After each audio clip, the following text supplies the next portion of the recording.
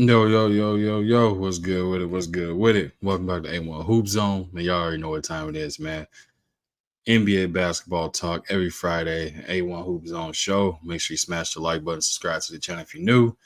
And we're gonna get into it, man. So we doing a little different today. Like I said, man, we're gonna do open discussion, talk about each and everything under the sun, not one specific thing or a specific agenda. So mixing it up this Friday, man, mixing it up. Right out the bat, right out the gate, though, one thing I probably will talk about, man, is what I see from Dalton Connect and Bronny James Jr. Hey, I say this: if it wasn't for Bronny, I don't know if Dalton Connect would still be getting the same type of attention he's getting right now, man. I ain't never in the history of all the years I've been watching and covering basketball, hell, even playing it, I ain't never seen no second round 55th draft pick get this much attention and things of that nature. Obviously, his name is one thing that brings a light to the whole conversation and things of that nature, but outside of that, man, it's definitely one of those things that that his name obviously catches the eye, and his talent got them in. You know what I mean, or got him in, I should say. And so it's one of them things, man, where Dalton Connect it's a blessing in disguise for him all at the same time. And it looks like he's starting to hit his stride, having back-to-back solid games, solid performances. If I'm not mistaken, he had two back-to-back 20-point games with a decent shooting percentage as well. So it looks like he's starting to kind of find his rhythm, at least in this summer league thing, man. So shout out to him. Looks like Bronny is doing the same as well, starting to find his own rhythm and getting into the flow of things. Shots starting to fall a little bit more consistently. So and it's wild, man. A lot of people, I guess, on this YouTube streets have a lot of animosity or some, a lot of slander or hate towards Bronny and things of that nature, man. But when you see or watch any of these games they're playing in the summer league, when he knocks down a shot, man, it's like he's a crowd favorite. The crowd goes wild and they're cheering for him, clapping for him. Just happy to see, because like I said, man, any press conference you've seen this young man in or anything like that, he's handled himself accordingly and respectfully. And I think that's how a lot of people are starting to kind of come around into backing Bronny. As weird as that may sound, they're backing Bronny. You know what I mean? They're not leaving him out there on the island by himself. They're not allowing, like, for people to just keep slandering this young man and things of that nature, man. Like, people got to understand. And I think my man Moose Talk said it as well. You pretty much have a high school kid out here playing in the NBA, due to the fact, again, his age, also the fact that things that took, the heart situation that took place in college, like less than 20 games played in college and stuff like that, is like you pretty much still technically have, from a skill set, mindset, and physicality standpoint, you actually have a high school player that made a roster spot and competing right now to ensure that he's going through the developmental process that's supposed to take place.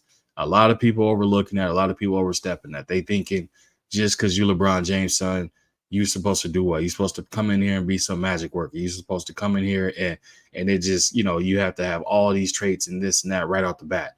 Again, this is still pretty much a high school player that's playing in the NBA summer leagues that you're seeing. And we've seen, obviously, an extremely gifted players that went straight from high school to playing in the NBA. Kobe, obviously LeBron. You got who else? I think it was Dwight, um, Josh Smith, and like there's one more person I can't think of who it is. Like it's not too many of them that went straight from high school right to the NBA and they had an impact, or within a year or two they had an impact. You know what I mean?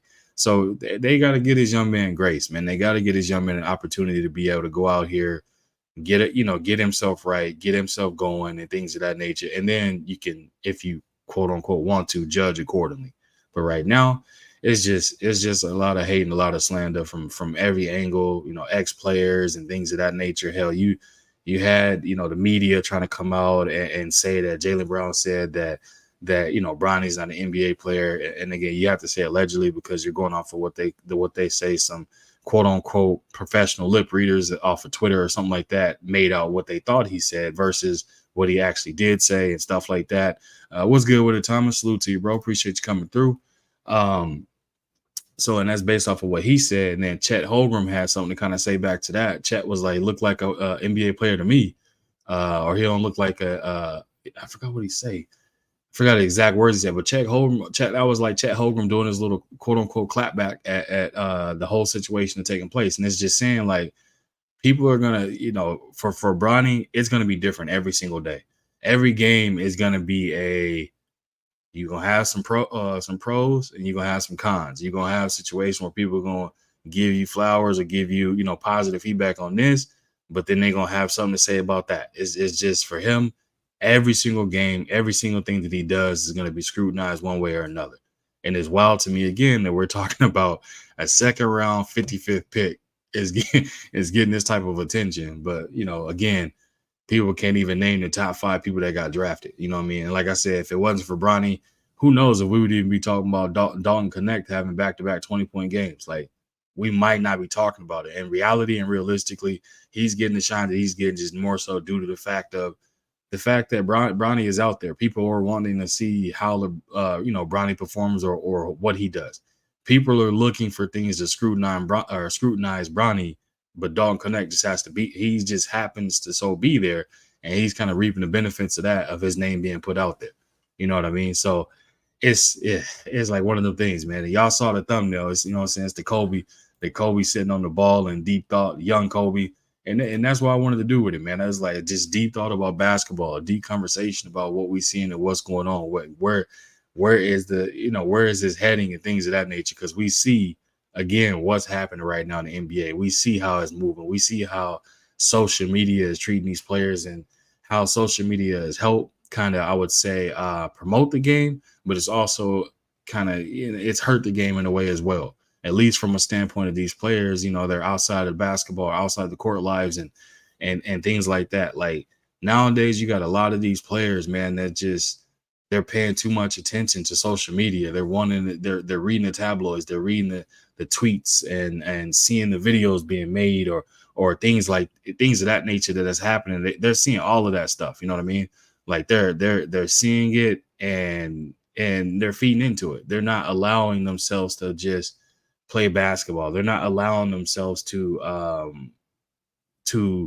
really like be able to go out there and enjoy the game like they used to. You know what I'm saying? Like back in the day, the only thing you had was a newspaper.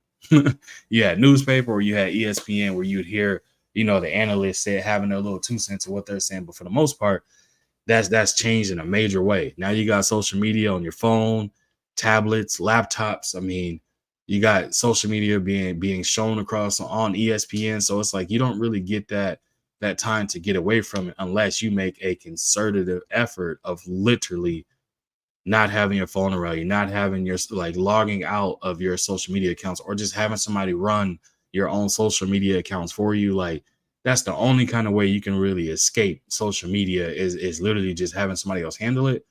Don't have it, or you just staying locked in 100% of the time. You staying locked in and focus on the task at hand. That's the only way.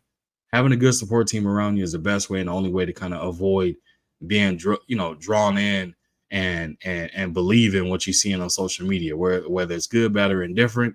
When you start seeing something too much, what starts to happen, man? You start to read into it, you start to believe it, you start to, all type of stuff, man. So it's like that. It's crazy to me. Like, it's absolutely absurd that when we're looking at the way the game is, it's not even enjoyable. Like, these players seem like, as of right now, man, and I'm happy as hell to see it, record-breaking numbers of how much these players are making and things like that. Secure your money, secure the bag, man, and then give the game as many years as you tend to love it, and go and enjoy your life the best way you can. Because the business of basketball is something right now that's being put on the forefront more so than ever, and people are starting to see that. People are starting to see, like, a lot of people at first thought, oh, you just go play, and just being so naive and not knowing that, the NBA is a business just like every other professional sport. You know what I mean? Like, these athletes are investments to these billionaire owners of these teams, and they're being treated like it. So, and a lot of these players now are starting to understand, like, look at it, understanding their self-worth and value and things of that nature. And now you see them asking for everything under the sun. And they saying, like, I would say shelf life for an NBA player, depending on your role or position and things like that, it can be anywhere from 5 to 15 years, 5 to 15, within that 5 to 15 year period, what are you trying to do? You're trying to maximize as much money as you can make. And then obviously, you allow your skills to be able to help you with maximizing how much money you can make. So you want to be the best you can be, or the best player, or the best at doing something, a contributor, whatever it is. You want to do that to make sure you put you align yourself with you getting paid. And a lot of people don't realize that, but it's starting to come out now because you have more eyes, you have more coverage, you have all these different things that's introducing basketball at a different level for people to see it. And so that's why, like, again, people are kind of looking at it like, damn, like, that's crazy. This person got traded and they're getting paid this. This person got traded, they're getting paid that. Or you got people that's just, coming out working 9 to 5 jobs because they was getting paid. And all of a sudden they just, you know, now you see them. It's a lot, man. It's absolutely a lot. And like I said, the NBA is an absolute business, and you have to make the best decisions for you. You know what I mean? Don't sit here and play a game, or sit here and allow for yourself to be, drowned in negativity from social media points. Don't, as an NBA player, my unsolicited advice to y'all: don't allow yourself to be drowned in negativity. Stay locked in, stay focused. You know what I'm saying? Get to your money, get to your bag, play a sport you love, enjoy the fact that you're making good money to play a sport, and ride off into the sunset, man. Take care of your family and make sure you do the things you got to do. But a lot of people have an issue with being able to kind of either walk away from the game and not having some kind of bitterness towards it. Because you see a lot of ex-NBA players, man, where it's like some older generation that they're giving these younger generation a lot of hate. Why? I think it's because you literally can see the fact that this younger generation is coming in on like a minimum or a rookie contract. They're making more than what some of these other veterans or people, they're making more than they did. So a lot of them, it's envy. A lot of them got a lot of envy too. But it's like, again, you can't hate the player, hate the game. The game is going to continue to evolve. Those network deals are going to continue to get bigger. So it's like, you set that in motion by laying the foundation. Now you can't sit here and have a hate bone in your body because you're seeing a younger generation or someone else reap the benefits from it. That was the whole point, I would think, right? But it's different. It's absolutely different for others when you look at how they gauge their fandom, or how they feel about the game, or how they feel about, paying it or moving it forward for the younger generation. You know what I mean? So, it is what it is when it comes to that for me. That's just my thought on it. But I put the Kobe thumbnail up, man, because just wanted to have a deep conversation about the game. Just wanted to cook on the game from a different level, cover everything that's going on right now in the league, outside of the league, what we're seeing, the Olympics coming. Again, Bronny James, Dalton Connect, all these new draftees getting the type of attention they're getting, and just wanted to cook on these things, man. Have a great conversation about it. And again, if anybody that just stepped in, smash the like button, sub to the channel if you're new. If you're catching the playback, exact same thing. Hit that like button, sub to the channel, leave a comment. I'll absolutely be sure to respond to you. Like I said, I don't leave anything unread. I respond to each and every comment.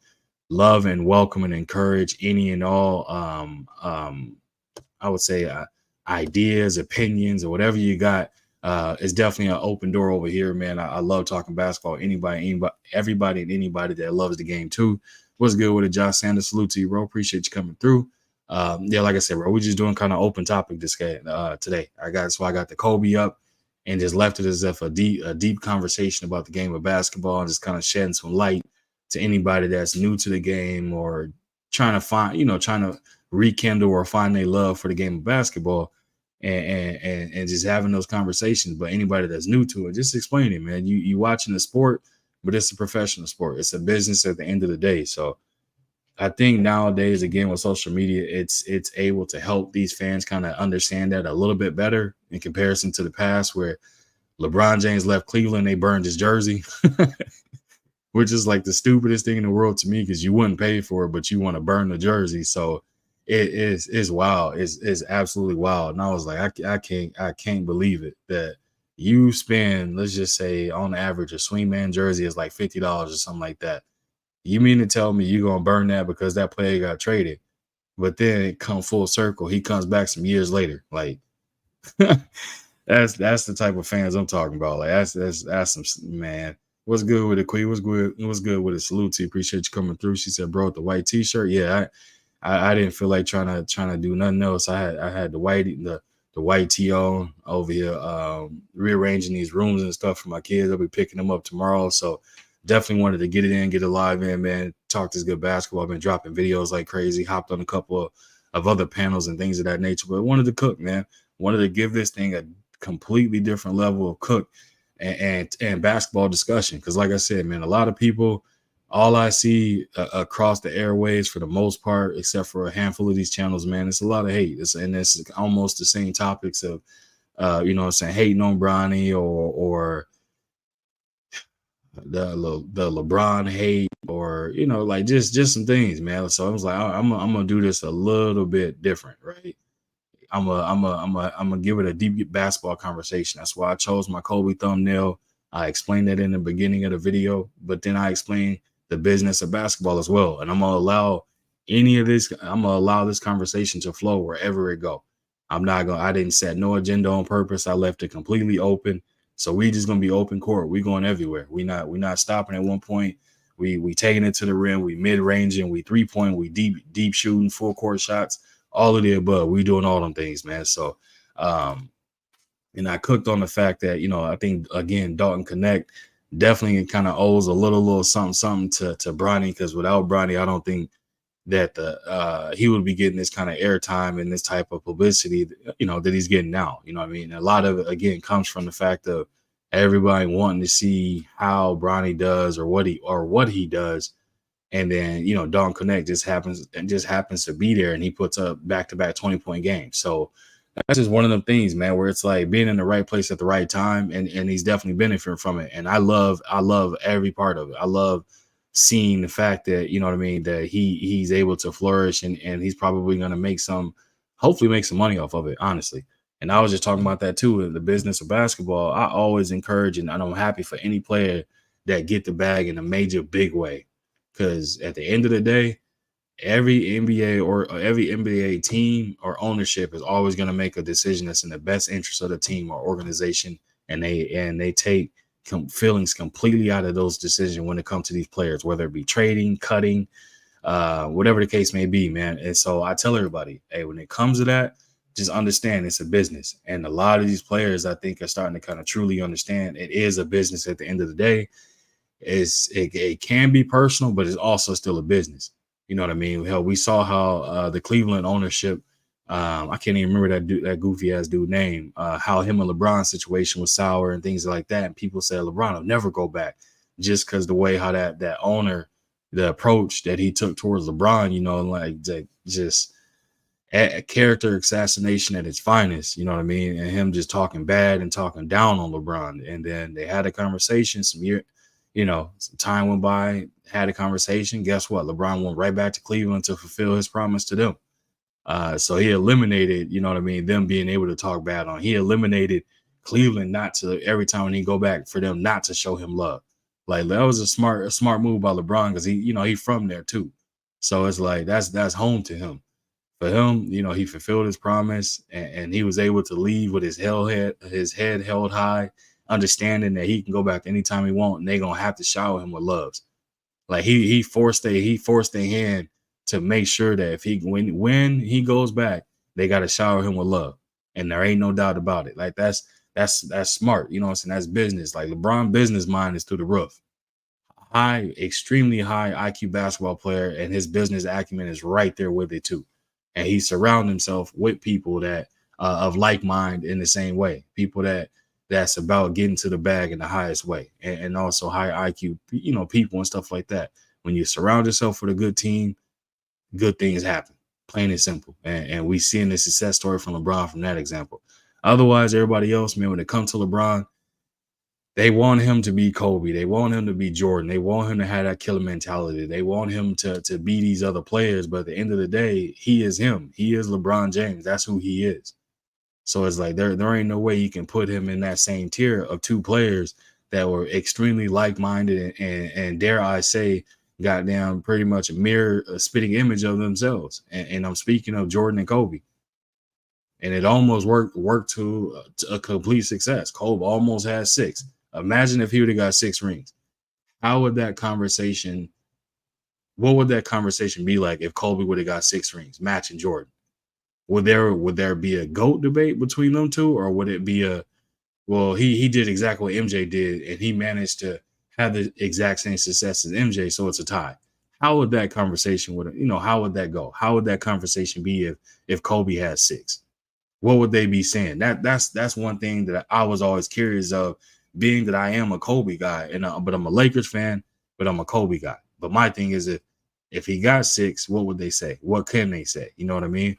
Josh Sanders said, for someone without a quote unquote killer mentality is a better scorer than Jordan and Kobe, respectfully. And I can't even argue with that, because as soon as you say a better scorer, they can be like, you can easily say, well, he's the all-time leading scorer in the NBA. How is he not a better scorer? It's like backing him into a corner. The only thing I would do, and I would tweak that a little bit, and I would say Jordan and Kobe are more skilled at scoring and they got more in the bag than LeBron do. That's how I would tweak that response to it. But other than that, that's a washed thing, man. It's absolutely washed. He got as many, if not more, buzzer beaters again, because he's taking more shots than them and has played longer. He's the all-time leading scorer again because he's played longer, but that's a decision he made. You know what I mean? That, like, Jordan and Kobe wasn't able to play as long as LeBron because they didn't take care of themselves the same way he did, the same way his body is able to respond. They had more of a demand on certain things, but again, LeBron took care of himself at a higher level in the best way. So what does that mean?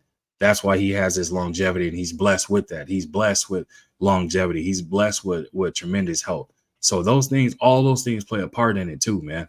And so, like, it just is what it is. People got to accept it. They can't separate the two. But for some reason, bro, every opportunity, it's always slander and hate when it comes to him. Every single time. BC, what's good with it, bro? He said, hey, when you the highest of yellow motherfucker. What's good with it, BC? What's good with it, bro? That's funny as hell. This man coming to the door, getting on me, bro. Getting on me right away. That's funny as hell. But yeah, nah, man. It's just one of them things. When it come to LeBron, bro, people hate seeing other people succeed at the highest level. You know what I mean? And for me, when I look at LeBron and them, I don't have no hate towards him. I'm not the biggest LeBron fan, but I'm not a LeBron hater at all. You know what I mean? When I look at LeBron, I give that man his flowers. I appreciate what he does on and off the court, and I keep it pushing. When it comes to Kobe and Jordan, same thing. Like I said, I'm a Kobe guy, but I'm not delusional. I'm able to give my perspective on something right down the middle, as real as it gets. And a lot of people can't do that. A lot of people getting their feelings and emotions about these players or about a specific player and things like that. I don't know why that is, but it's just one of them things where they can't, shake the funk of it. They can't be able to be down the middle of it. They can't be emotionless over the fact of these players, which is, again, it is what it is. You know what I mean? What the hell? I don't know what the hell BC over here talking about. He BC, yeah, he be coming in trying to get on my helmet, man. Trying to get on my helmet. But yeah, bro, like, it's wild to me. Like I said, when I see the hate and slander that LeBron get, I just be sitting there just waiting in the wings, just watching it. You know what I mean? I've had some other OGs, you know what I mean, saying, Jordan the GOAT and yada yada yada, and again, they older, and they gonna say, because they witnessed what Jordan was able to do from a skill set standpoint, right? But if you talk about accolades and all of that kind of stuff and this and that, the only thing they ever say is he's 6-0 in the finals, but they forget about the 9 times that he lost prior to the finals. They forget about he couldn't do nothing without Scottie and Phil Jackson. Man, LeBron came into the league playing with trash bags and do-rags, like. And he came in as a high school kid, and Jordan already had played, if I'm not mistaken, 2 years at UNC.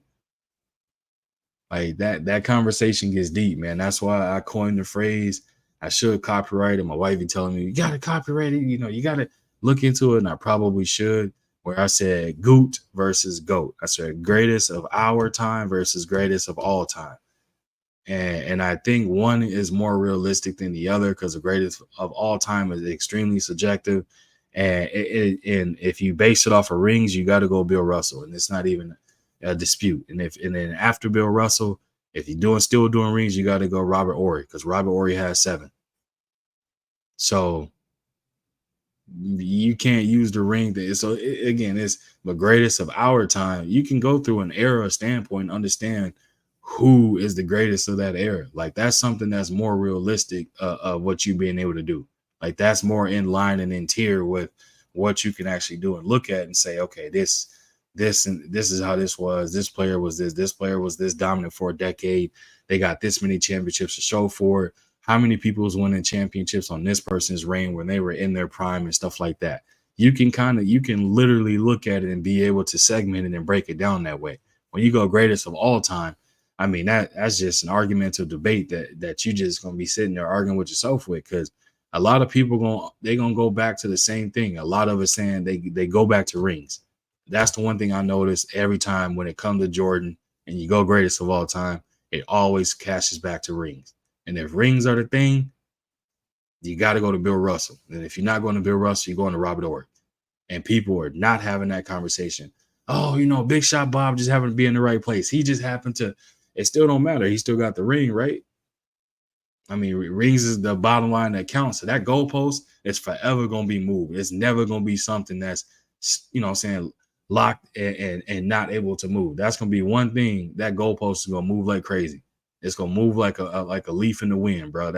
That's a goalpost. That goalpost is never gonna be cemented and locked down like a mountain, bro. That goalpost gonna forever move.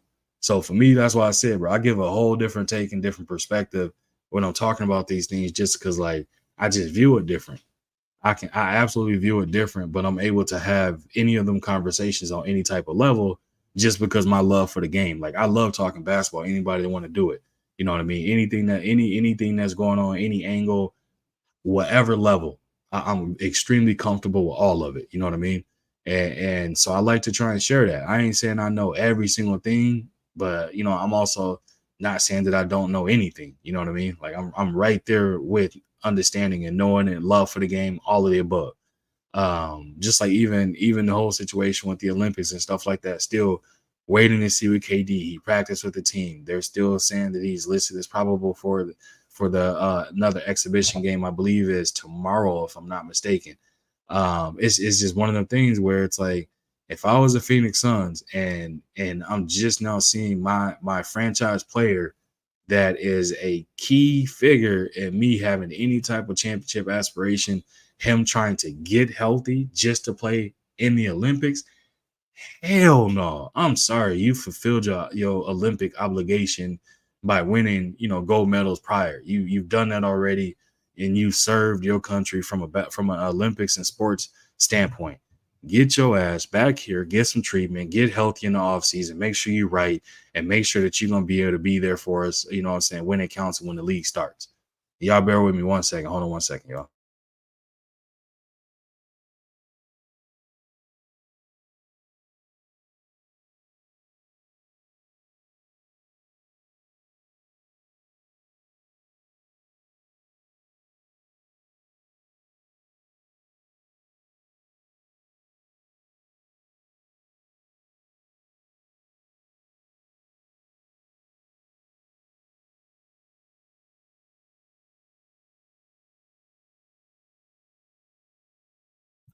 My bad, y'all. My bad. The missus called. You got to pick up. Ain't no way around that. But yeah, if I back to it real quick, and I see you, BC. I'm gonna get to that comment in 1 second, bro.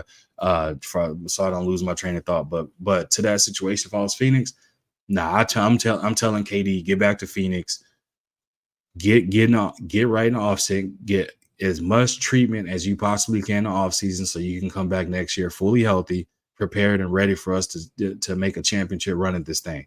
That would be me. And a lot of people are gonna say, "Hey, well, how the hell are you gonna tell KD what to do or what he shouldn't do, or why would you?" I'm like, bro, if from KD's perspective of the championship aspiration he has, the smartest thing he can do and the smartest thing Phoenix could do is just saying, as loaded as Team USA is, they don't need him. If you were dealing with an injury in this, just trying to get back to being able to play in the Olympics, and the only thing that's on the line in the Olympics is you winning a gold medal, which you already have. If I was Phoenix, I would pull the plug. If I was KD, I would think about it a little bit. I mean, for him, money is guaranteed. You know what I mean? he loves the game of basketball and he wants to play the game of basketball, and playing in the Olympics or with some of the best players. It's literally like putting together an all-star team and you're going to go play against another country's, best players. That's what the Olympics pretty much is. So for him, it's fun for him to do. He doesn't get the opportunity too often. But at the same time, bro, like there's some things you got to prioritize that is a little bit different. You know what I mean? Hey, I'm supporting KD. Whatever he decided to do, he got my support. BC said, "What do you think of the white boy shooter Detroit got? Who's the white boy shooter that Detroit? You talking about who they drafted? BC? That way I can make sure I answer that question the right way, brother." Josh Anderson said, right, KD ain't young like he used to be. Nah, bro, KD ain't young at all. So that's why I'm saying, like you're not young. You're not a young spring chicken no more, bro. You done had some significant injuries that it's like you don't want to take that risk that you can see yourself being out longer than usual. And you don't want to risk it. It's just the injury is not worth risking. Let me see who the hell BC talking about. I don't think it's. Let's see. Are you talking about the player from Kentucky? I could be wrong, man. Yeah, BC, you gonna have to tell me what his name is or who he is, because I didn't watch any of the draft, bro. I'm not even gonna lie to you. I didn't watch the draft. I was busy, but then the only thing I've been hearing from the draft or the draftees, only name Bronny James. You don't hear about nobody else. So that's why I was like, when I'm hearing about the 55th, second round 55th pick more than anybody else in the draft, and it's like, yeah, nah, I don't even have an interest in.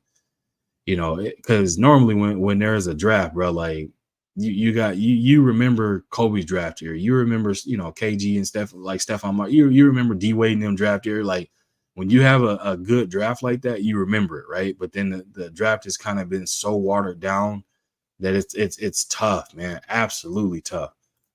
He said Sheffield. Oh, okay, Chef. Oh, I think no, has he played for Houston?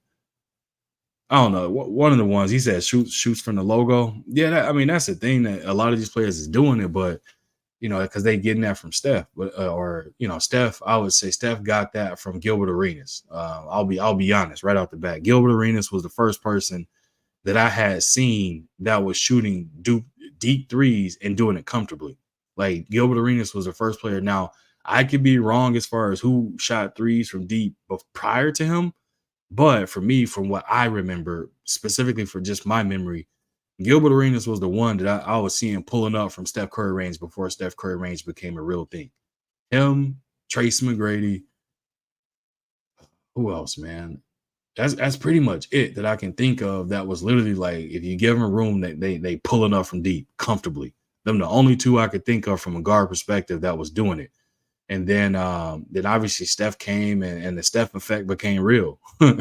Steph, you got to guard that man as soon as he get out of his damn car. As soon as he wake up out of his bed and slide his little shoes on, first thing he looking up and seeing is a person in a 3-point defensive stance. Like, nah, you ain't you ain't getting the ball up. You ain't getting none of that, bro. Like, I'm guarding you from this very point. BC said No Chill Gill was a super killer. Yeah, that's a fact, bro. And if he would have been taller or anything like that, bro, or had his head on straight, Gilbert Arenas would have been something nasty. And the crazy part, Agent Zero was still nasty, even though he was, wasn't all. He didn't fulfill his complete talent. You know what I mean? He didn't maximize what he should have got out of his career. I'll tell you that much, man. Gilbert Arenas had a lot to give to the game, but I think that's what a lot of these players, man. When you experience success at a high level. But it's like individualized basketball that you're doing, but your ultimate goal isn't like doing what some of these other players do, where they come in and you go through that phase, but then you go, I want to be a champion. That mentality is different from I'm him. You know what I mean? It's completely different. Or wanting to be the man. You know what I mean? Those are two different things. That's a different mentality, a completely different thing. Josh Henderson said, Mr. Hibachi. I remember him. Yeah. Yeah, hey, Agent Zero was something sick. BC said his ego was his downfall, and that's a lot of them too. BC, a lot of the egos are a downfall. Ego and injury are the two main things in the NBA that'll get you up out of there. Ego and injury.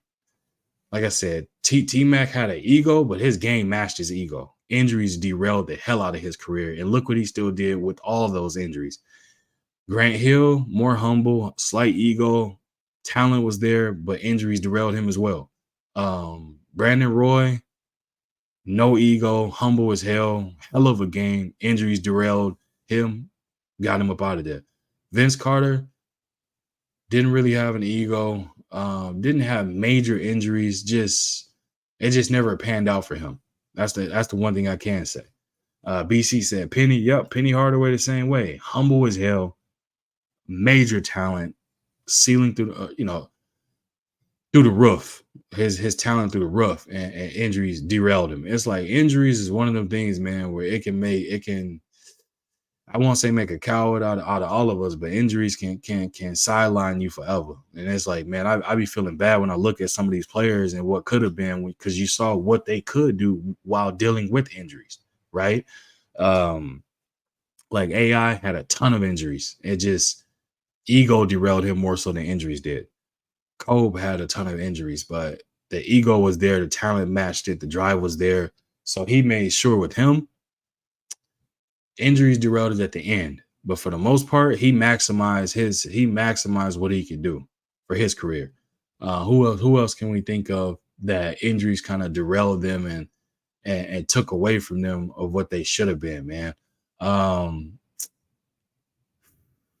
D Wade, I would say D Wade had an ego, but he still maximized what he could do. Trying to think, Ray Allen still maximized what he could do. KG maximized, Dirt Nowitzki maximized, Shaq maximized. Who else, man? We saw Magic. I mean, I wouldn't call that a injury. That's worse than the injury what he had. He had that thing. You know what I mean? And I'm not making a joke about it, but we know Magic's story and situation. So he had to, get up out the game and things of that nature, man. So it's a real thing, man. Injury is just one of them things that when they start to happen, he's just out of there. And then, hey, that's right. Tim Duncan maximizes Stackhouse. I think for him, it just didn't pan out. It just was one of them things, man, where I just don't think it was going to pan out for him, which is I feel bad. Jamal Mashburn, same thing, had a ton of upside to him. And Antoine Walker, I don't even know what to say about him. My man's went from being Antoine Walker went from being a twig like this to all of a sudden being like bigger than this. Like, I don't know what the hell happened to him. He said Bird. Yeah, Barkley just couldn't stay in shape. You know what I'm saying? That weight fluctuation. Could y'all imagine what Orlando Shaquille O'Neal would have looked like if he would have stayed like that? Man, oh man. If my man Shaq would have stayed high, if Orlando Shaq would have stayed like that and he would have went over to the Lakers, bro, we could have seen our first ever faux Pete, or they would have. Oh my gosh, man, I don't even know what to say, bro. Don't even know what to say. Or if Orlando Shaq could have stayed like that and locked in like that, bro, it would have been lights out. Oh yeah, Derrick Rose, another one. Injuries absolutely murdered that man's. Oh boy, man, and yeah, man, injuries took away from us greatness that we could have saw at a level that we probably never seen from a guard perspective of how talented and explosive that young man was, man. BC said B-Roy is a big what did it say? B-Roy is a big what if for me. Oh, now ain't no what if for B-Roy. B-Roy was exactly who you thought he was, bro. It just he had the knees of a toddler. You know what I mean? No cartilage, no nothing. That boy knees was like that. Like that. What's good with it, Jamie TV? Salute to you. Appreciate you coming through. She said, hello, everyone. Appreciate you coming through and supporting the channel. He said, you're not lying. I'm telling you, Kui, I can keep listing these players, man, where it's like injuries derailed and murdered the opportunity for us to see true greatness of what that player or players could do. And I was like, man, I just felt bad. You know what I mean? Quee said I felt bad for them anytime they got injured. Yeah. Like when I saw Brandon Roy, you know what I'm saying, certainly when he get hurt, I knew, nope. Anytime you see Anthony Davis hit the ground, you hold your breath. Like there's KD, there's certain players, and even and this is a thing too that a lot of people don't realize, right? Amongst the NBA community, there's certain players, and you see that player go down as far as like they look hurt or something like that. Those other players that watches the games, even their teammates, they immediately hold their breath, their gasp, like, man, this dude in bed, man, this is bad luck. And it's an immediate, like, they just feel bad because they know, like, when you've had a serious injury in the league and you worked your tail off to get back, you know what I mean? Not even get back to that, like, the level once you was, but to get back to being able to actually being out there and play. It's a certain thing, bro. When you see them get hurt, that it's heartbreaking. Like when people saw Isaiah Thomas, that situation, how the Celtics did him and stuff, and then he was having the hip issues and stuff like that. Everybody is in Isaiah Thomas's corner because they realize how hard he fought and what he gave to the Boston Celtics and to the game of basketball. And people forget, if I'm not mistaken, one of his close relatives, I want to say a sibling, I'm actually going to fact check that real quick. And what's good with the PGA's Big Dog? Salute to you, bro. Salute to you. Appreciate you coming through. I'm going to fact check this real quick. Y'all give me 1 second. Y'all give me 1 second. So yes, it was Isaiah Thomas's sister, and I'm talking to Boston Celtics Isaiah Thomas when his sister passed, and he's sitting there crying on the bench prior to a game, and he's being consoled by Avery Bradley, and he still played that game. Like, that's the next level of giving that team everything you got and giving your body to that team. And they did that man like that. And again, this spoke back to what I said earlier. The NBA and the organization, it is a mother effing business. They do not care about these people. They look at them as investments, which is why when I see a player get max contracts for 300 something million, 200 something million, 100 something million, people that don't even deserve what they get paid, I get excited for them. I get happy because I know that they're winning at a hot. They're coming off better than what they started with. Meaning, prior to even basketball, they're walking away in a better situation if they walked away from the game earlier than expected. You know what I mean? Quiet as kept. CP3. No, ain't no quiet as kept. He was extremely injury prone as well. I feel bad for CP3. So you can put him right in that same bucket. Ain't no ducking. Now you said Amari Stoudemire, exact same way, bro. It's some of these players that got hurt that in McDyess, yep, some of these players that got hurt that you just absolutely feel heart-wrenched for, gutted, and feel bad for, right? And I just was like, man, this just sucked. PGA Big Dog said facts. It's F Boston all day. His sister died, and he still played F Boston. I'm telling you, his sister died. What's good with it, Miss Just Do? Salute to you. Happy belated birthday to you, and happy belated birthday to the young gun too, or is it his birth? See, I think it's happy belated. I could be wrong. If it's not happy belated, happy birthday to the young gun. If it's otherwise, happy belated. I'm covering both for y'all. Shout out to you and Just Do as well. She said that's hard. Yeah. What's good with it, Danny Bear? Salute to you, bro. Appreciate you coming through. BC said Ben. Yeah. No, you got that wrong. F Ben Simmons, bro. That's one person I'm not gonna sit there and say I feel better. He got the bag. It's like, bro, nah. He did not try to maximize his. I'm about to roast his ass. I was gonna give him a pass. Hell no. Ben Simmons ain't trying to maximize nothing. He didn't try to improve upon nothing. He didn't try to better his game. He stayed in his shell in the comfort of just, I made it. I'm good. I made it. I'm good. I'm gonna steal from the Sixers. And yes, I'm saying it. He stole from the Sixers. He stole from the Brooklyn Nets. I don't give a damn what nobody say. When your own goddamn country, Australia, tell you they don't want you on the national team, like how Team USA put together, they don't want you representing their country. That's a bad goddamn look, bro. Like, and people don't even know that. That's a terrible look. Your country is saying, nah, bro, just stay over there. Don't just stay over there. Don't even come with your Dolce and Gabbana or your Guess or your Coach clothes and your designer. Don't bring that over to the bench. We don't even want. Go home. Stay home. When they don't want you, that's it. Oh my gosh, man. Like, that's not good. It's not good at all. And the only reason I'm going on Ben Simmons because it pissed me off because I feel like not only did he waste His time in the NBA, I feel like he wasted his gifts from God. His height, his vision, and athleticism. And he did nothing with any of it. That and he's been like that since college. Like if there is no improvement from your college standpoint to your NBA career or from your high school to your NBA career, there is no come on, man. That's a slap in the face to fans of basketball or people that played it. Like as good as I was, my work ethic was just as good. If I could have had just Ben Simmons' height, fuck his skill set. I don't need a skill set at all. I feel like from a skill set standpoint, I'm better than him anyway. I can shoot better, handle the ball better. And I feel like moving my feet better, I could do better. If I could have Ben Simmons just his height, I guarantee y'all A1 will be having this podcast from somewhere saying that, I played or still playing in the NBA because I would work my ass off because I know my work ethic.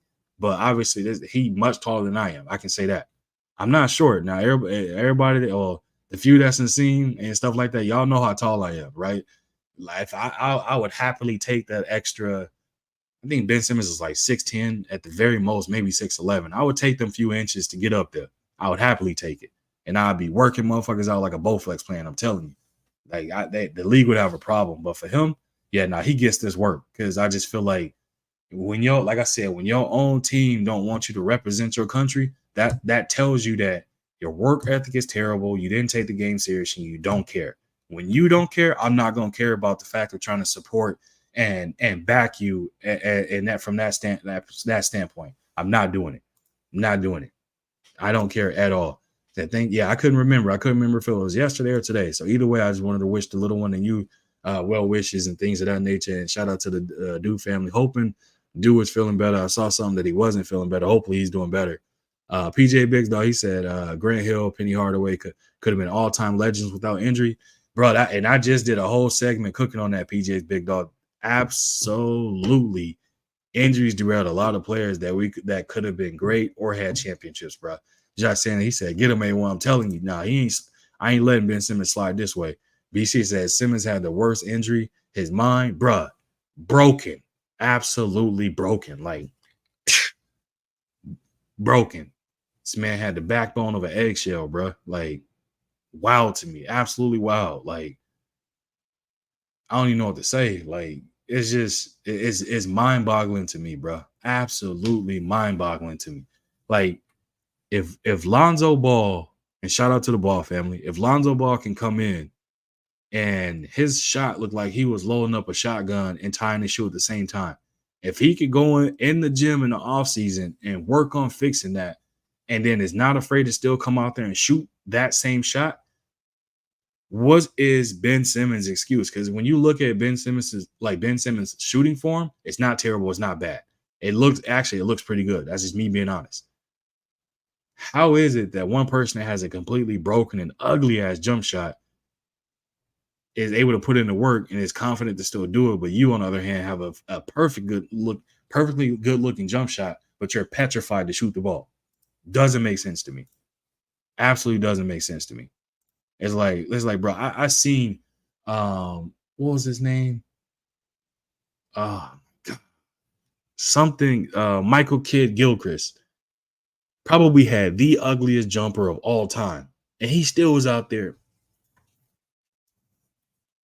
He still was out there doing all of that. Still shooting and putting that effort for it. Like, bro, this dude, man, ain't no excuse, man. Ben Simmons is ass. Sorry. PJ's Big Dog said Ben Simmons just stealing money. But every offseason, he put on an all-star video. Exactly, bro. Get the fuck exact. I'm telling you.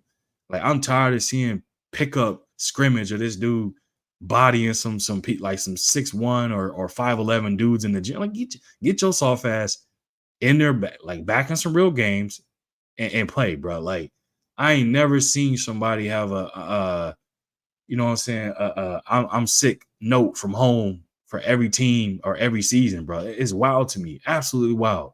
Yeah, I don't even know what to say, bro. Quee said Ben Simmons was a disappointment. He was and still is a disappointment because he's still in the league.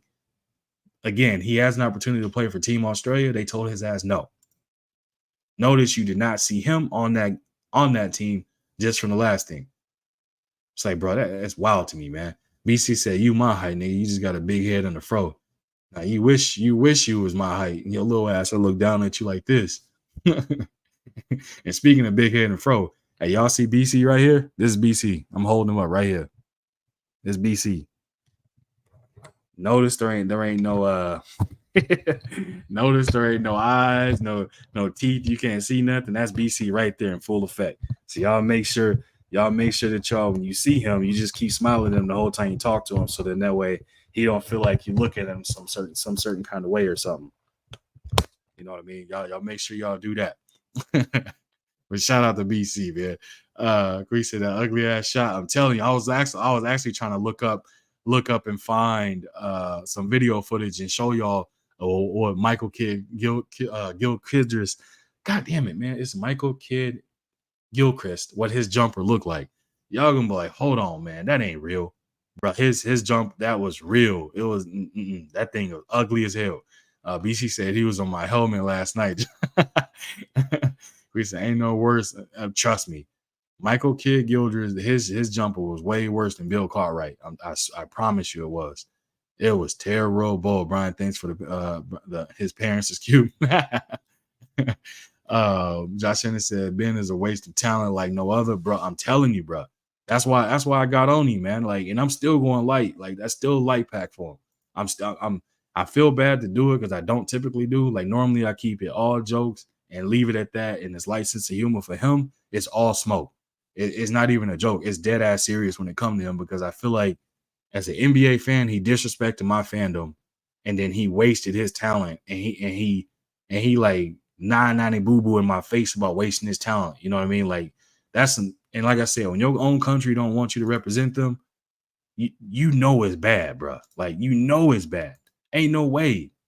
Quee said that ball boy shot was horrible. I'm telling, nah.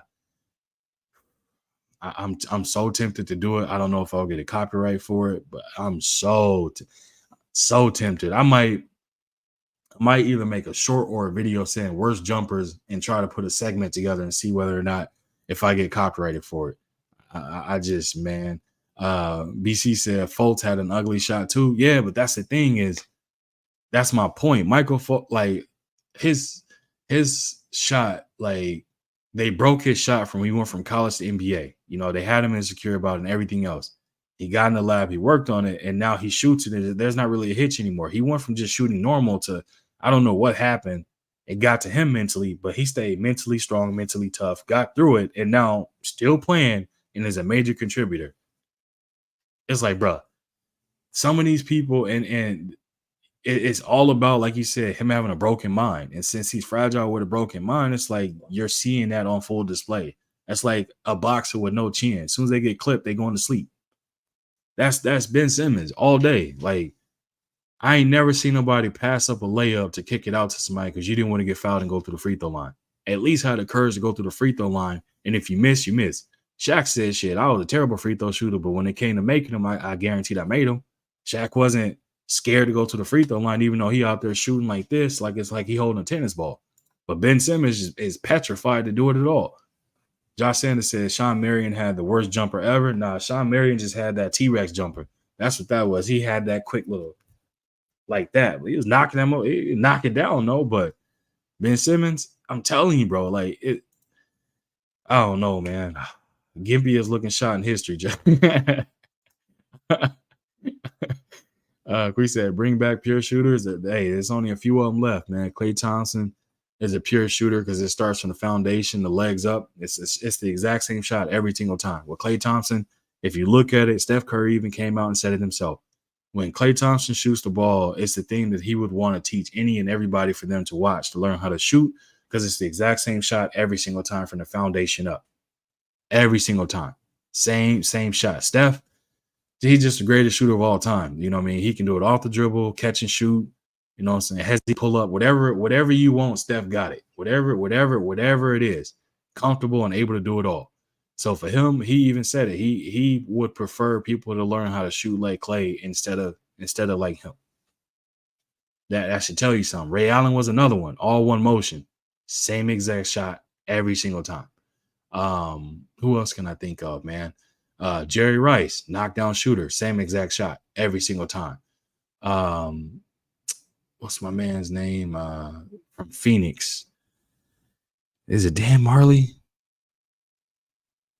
or Mitch Kupchak? No, not Kupchak. I think it's Dan Marley. Same shot. There's shooters that's been played, and there's a ton of shooters that we didn't have in the history, but it's the same shot every single time because they just work on that fun. Like JJ Redick, another one, same exact shot. Kyle Korver, same exact shot. Yeah, we know what it is. PJ Big Dog said Sean Marion had a jump shot. Y'all get off Sean Marion, man. He had that T-Rex jumper. You know what I mean? Hey, but I bet you won't stand in front of the rim with the Matrix, though. He'll put your ass in the body bag. You ever talking about this jumper, you're going to put your ass in the rim. BC said that Ninja Marion shot looked like a turkey wing shooting. Y'all wrong, bro. Y'all wrong, man. Absolutely wrong. Quee said one fluid movement. That's a fact.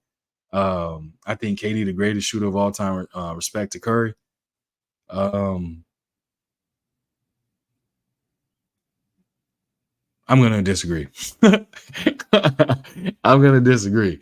Only reason I disagree is because KD is more efficient, or you look across the board and they say he's more efficient because KD shoots more mid ranges. Steph, he just gives it to you however he wants. If the 3 ball is going, bro, just know he gonna hoist up another 10. If he knocked down 2 in a row, there's 10 more coming, guaranteed, every single time. And he's smaller and he's shooting higher arcing. Like Steph is the greatest shooter of all time.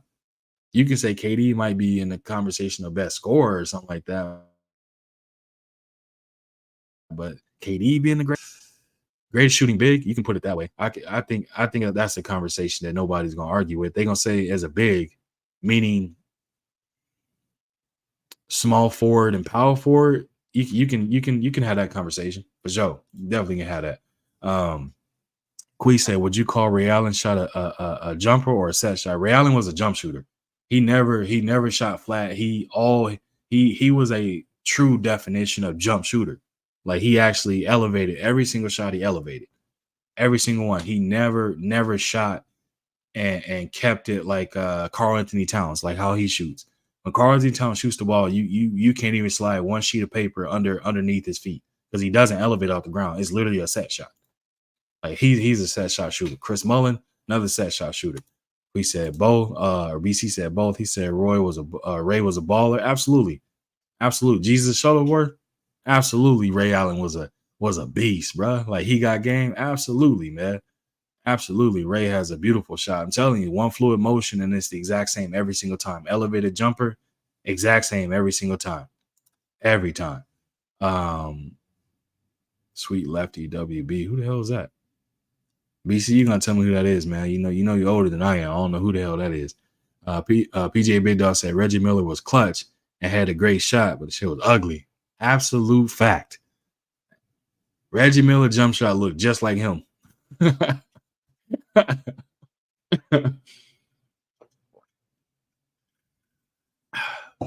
Yeah, Reggie Miller jump shot looked just like him, bro. Reggie Miller jump shot was clutch, but damn, it was ugly. That boy, all that, whatever that is, man. A man high-fiving himself and all type of stuff. Super ugly. That's a fact. Absolute fact. His wrist crossed when he shot. Yeah, I told you, my man's is out here throwing, like, you know what I'm saying? Hey, that's just how Reggie shot was, man. That's just how he gave it up, bro. Quee said, Lord, Reggie. She said his shot looked awful. Is it? Yeah. Oh, yeah. Reggie ain't getting out of this one. Yeah. As a big. Oh, yeah. Absolutely. KD is a big. Yeah, for sure. Greatest shooting big of all time. Him and Dirk. And people are going to say him because Dirk would give you the mid-range. He could knock down threes, but I think I probably have to go with KD because of the volume. If you're shooting more shots and you're more efficient, you have to be, you know what I mean? But it's harder when you shoot less shots and you're just as efficient. It's like, you need fewer shots to get there, but it's definitely a conversation to be had for sure. Skywalker Box, yo, what's good with it, bro? Salute to you. Appreciate you coming through. Skywalker. Hope all is well. Hopefully you are not up there on no goddamn skyscraper, nothing like that. I do not have YouTube liability for anything that may occur. Knock on wood. Well, be safe out there, bro. Be safe, man. Quee said, "Bring back real big man. They ain't shooting threes. They beast in the paint. You can come across that gun line ball. Oh, you can't come across that gun line boss. Man, that's over with. I hate to say it. Take the L out of lover. It's over, brother. Big man not coming back, bro. They not right now. The way the league is trending, there's gonna be no more big man. They're gonna be 6'9", and it's gonna be an all guard league. Positionless basketball is coming within the next 10 years. Wimby is gonna be out there feasting, absolute feasting, absolutely, man. It's just the game how fast paced it is and everything now. And they need floor spacing and they want up tempo and high scoring games. They're not bringing back the bigs. Them bigs is obsolete. They like prehistoric dinosaurs. They done extinct.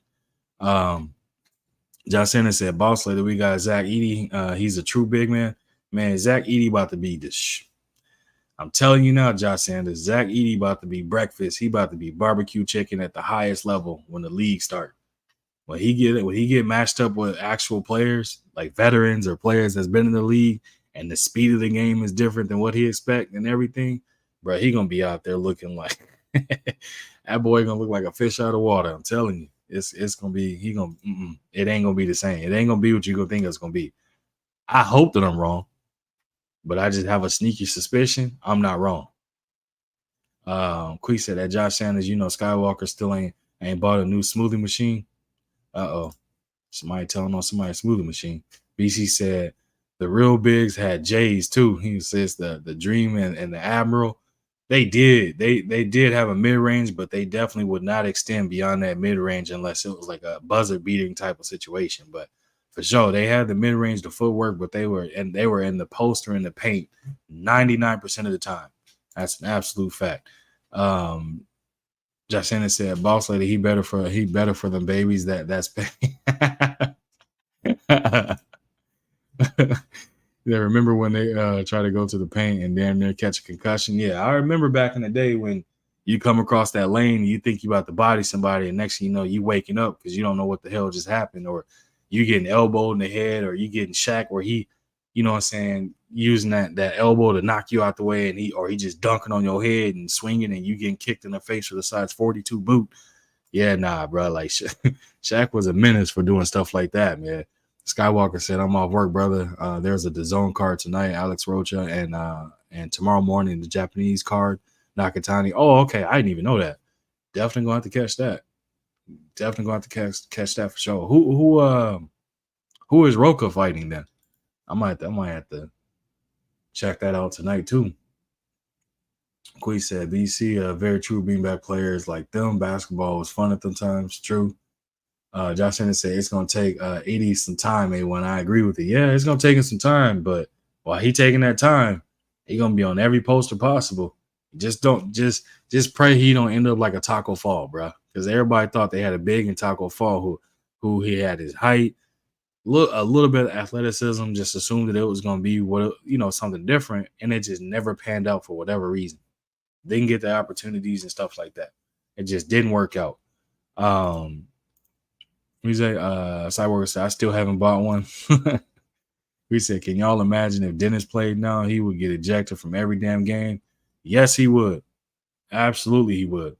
That or he'd be high as hell before every game. That boy would be higher than a kite in the middle of the game doing a line in the middle of a game. I'm gonna say it's bath salts or something. Like I'm telling you. Clee said he broke it last year. Wait, he broke what?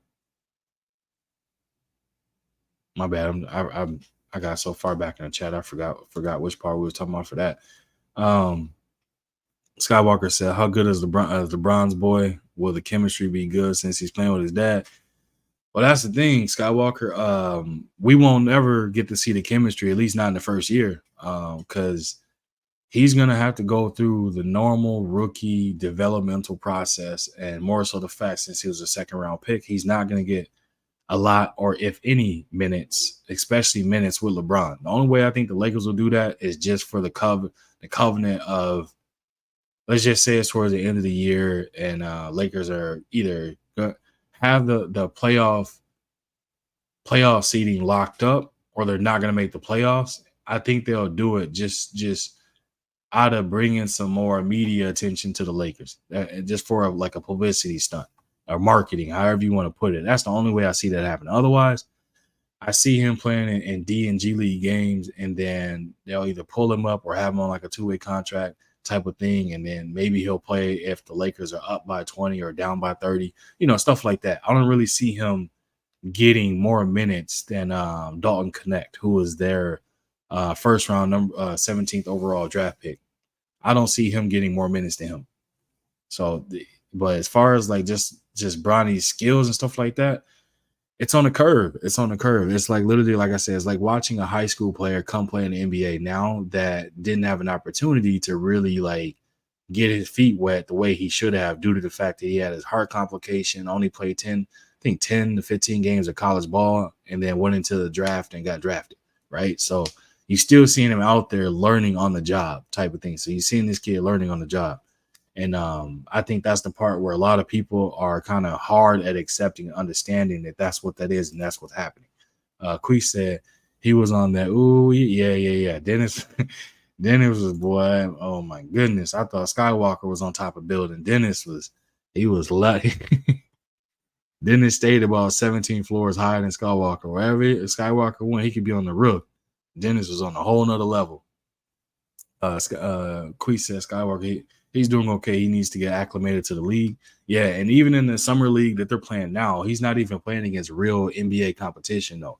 He's playing against people that got drafted, people that played or plays in the D or G League, or former NBA players trying to make it back into the league. So he's not getting to play against like true veterans or true people, like true like players that are like getting normal or heavy minutes in the NBA. He's not getting that experience out of the gate, right? He's, like I say, he's playing against former draftees, colleagues of his from college or D League or G League players. He's not playing against NBA players, so you don't really get to see from a full scope of like what he would do in an actual game.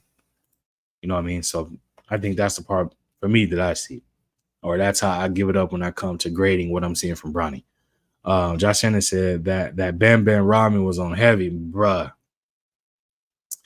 Dennis Rodman probably could do a line, I would say, bigger than my t-shirt, bruh. Like that man probably covered that much on a daily basis, but still would go out there and give you 6 points, 42 rebounds, 5 blocks, a couple steals, and a couple assists, bruh. Like Dennis Rodman was able to, man, when you, I mean, oh, I don't even know what to say. Quee said he broke the smoothing machine. Okay. How the hell did you do that, Sky? Wait, at home Skywalker, you broke it, or you broke it at the job? How the hell did you do that, bro? Skywalker said Roca fighting a undefeated welterweight Santiago Dominguez, but the guy is undefeated with nobody's on his box rec. Oh, okay. So you think Roca should win that then, right? Josh Shannon said the Lakers blowing teams out in games, then they will put Bronny in my opinion. Yeah, that's what I just said too, Josh Shannon. I was like, if they're either getting blown out or if they're blowing teams out, they might put him in the game. But for a situation to him to get minutes with LeBron, like in a game, it has to be the scenario. The Lakers already have their seeding locked up in the playoffs, and so they're doing it just for getting morale. They're doing it for publicity stunt or marketing or something like that. Like that's the only way they'll do it. On the flip side of that, if they're not making the playoffs, it's been, they looked up the numbers, they crunched the numbers, they're not going to make the playoffs. LeBron is playing. They may throw him in the game just from perspective, get the crowd involved, give the crowd something to kind of cheer about, something like that. Right. I don't see it coming out the gate and they're going to give him heavy minutes or give him minutes in a regular season game. I'd be surprised personally, but I can't put it past him. It'll be one of them things, man, where you'll have the crowd going some type of way, or just to, bring eyes to the Lakers or Sports Center, or be in the forefront of the media or something like that. I can see them doing it specifically for that reason. That's just my take on how I feel or what I think that they would do. But as far as like him actually getting like Dalton Connect minutes, nah. I think Dalton Connect's gonna have I think he's gonna be the one that actually is gonna have all the minutes when it comes to like for the rookies, right? I think that's what we'll see from him. Quee said he was at. Oh, okay, okay, that makes sense. BC said Robin is who I crafted my game after mixed with Zeke, real shit in 5'7" with the locomotive engine. Damn, you 5'7", BC? Ooh wee. Now you didn't craft. I guess you had to craft your game after Robin. Just make sure you wasn't out there on that. Make sure you wasn't out there off that powder. You know what I mean? We don't want to see BC. Could you imagine how black BC is and he do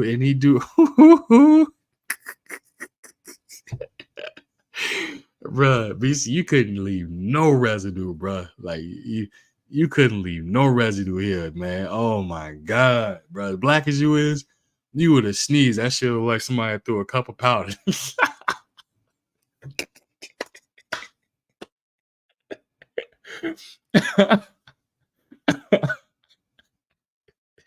Hey, BC, as black as BC is, bro. If you would have sneezed, that shit. BC, don't do it, bro. Don't do it, man. don't don't do it, bro. We said the whole situation had us in tears. Oh man, I gotta hear more about that story, man. BC said, "All hustle, Elter Skelter, full court press, never quit on the play. How I live life." Okay, okay. Skywalker said, "At home trying to make a smoothie, but the blender all wrong. It was funny. It was a long time ago on the stream, bro. You did it on the stream." Hey, let me know which stream this was so I can go watch, bro. Did it like go everywhere or did it just break and they could just hear you in the background like cussing about it?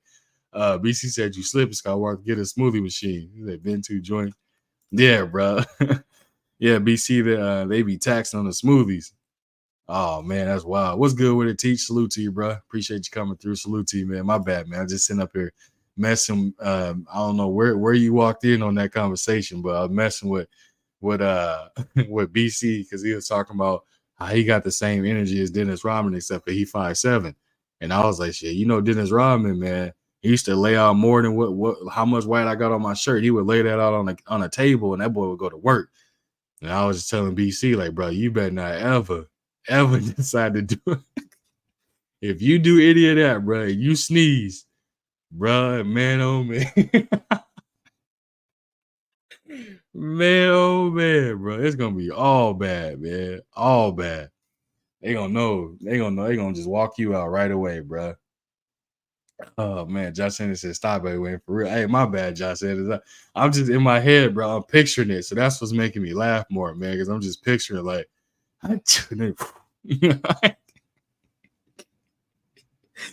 oh man, oh man, that's like slamming a bag of flour. That's just like, what the hell, BC? What y'all talking about, man? You know.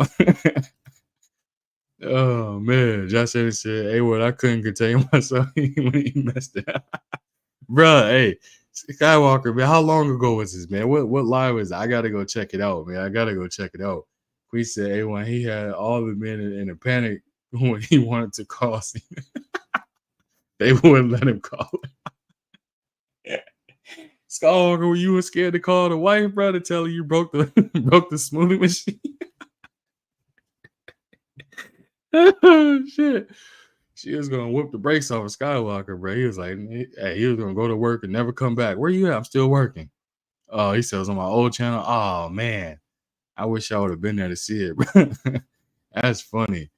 Josh Henderson said, "Shaking my boss said he was gonna make a big, yeah. Man, oh man." BC said, "I can always count on y'all for a good laugh." Nah, that was you, bro. That wasn't even me. That was you for that one. Josh Henderson said, "We told him not to, bruh." Oh my gosh, man. I wish I could have seen that live, man. That would have been so funny. Just cause like I can already envision the panic on Skywalker talking about, oh, it's broke. Guys, I broke the smoothie machine. What do I do? Wait, I'm trying to fix it. Like I can envision like him trying to do it and him coming back to the computer, like talking about, God, how do you, and then like going back and forth just trying to fix it. Like, should I call her or should I not? And everybody's like, nah, don't call. Oh man. Oh my god, man. I'm trying to think. Have I ever had a situation like that where I broke something and I had to call the missus? Let me think. No, I don't think so, bro. I'm just trying to think. No, I don't think if something come up, if I think of anything, I'm gonna definitely share it with y'all. But I don't think I ever broke anything and didn't tell or didn't just flat out just like I broke this. And you get a new one or something like that. Quee said he wanted to call her. The man said abort mission. They was trying to help him come up with the. Oh man, he said that shit was hilarious. He said he's such a good dude. Yeah, man. I wish y'all have been there for that because I'd have been like, yeah, call her, bro. Nah, man, just call her and just tell her you broke the smoothie machine. We gotta get another one. You know what I mean? 86 boxing. What's good with it, man? Salute to you. Appreciate you coming through. Appreciate you coming through, bro. I would have for sure said, man, call her, bro. Like it'll be all right, man. Just call. Don't worry about it. Just call. I would have for sure said it, man. Oh man, oh that's too funny. Josh didn't say we always gonna look out for the fam. It's a must. Nah, bro. I'm gonna walk that plank and stand out there on my lonesome, bro. I'm gonna get it how I live. What Bill Haney said? Get down where you mad at. I'm gonna get down where I broke it at, bro.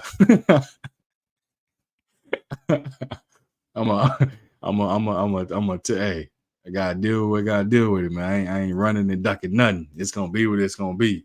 You know what I mean?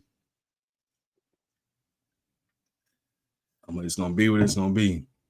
Oh man, that's too funny, man. I would have been in tears laughing, absolute tears. But where was I, man? I done lost my train of thought. What we was cooking on, man. Goddamn BC talking about he 5'7", Dennis Rodman.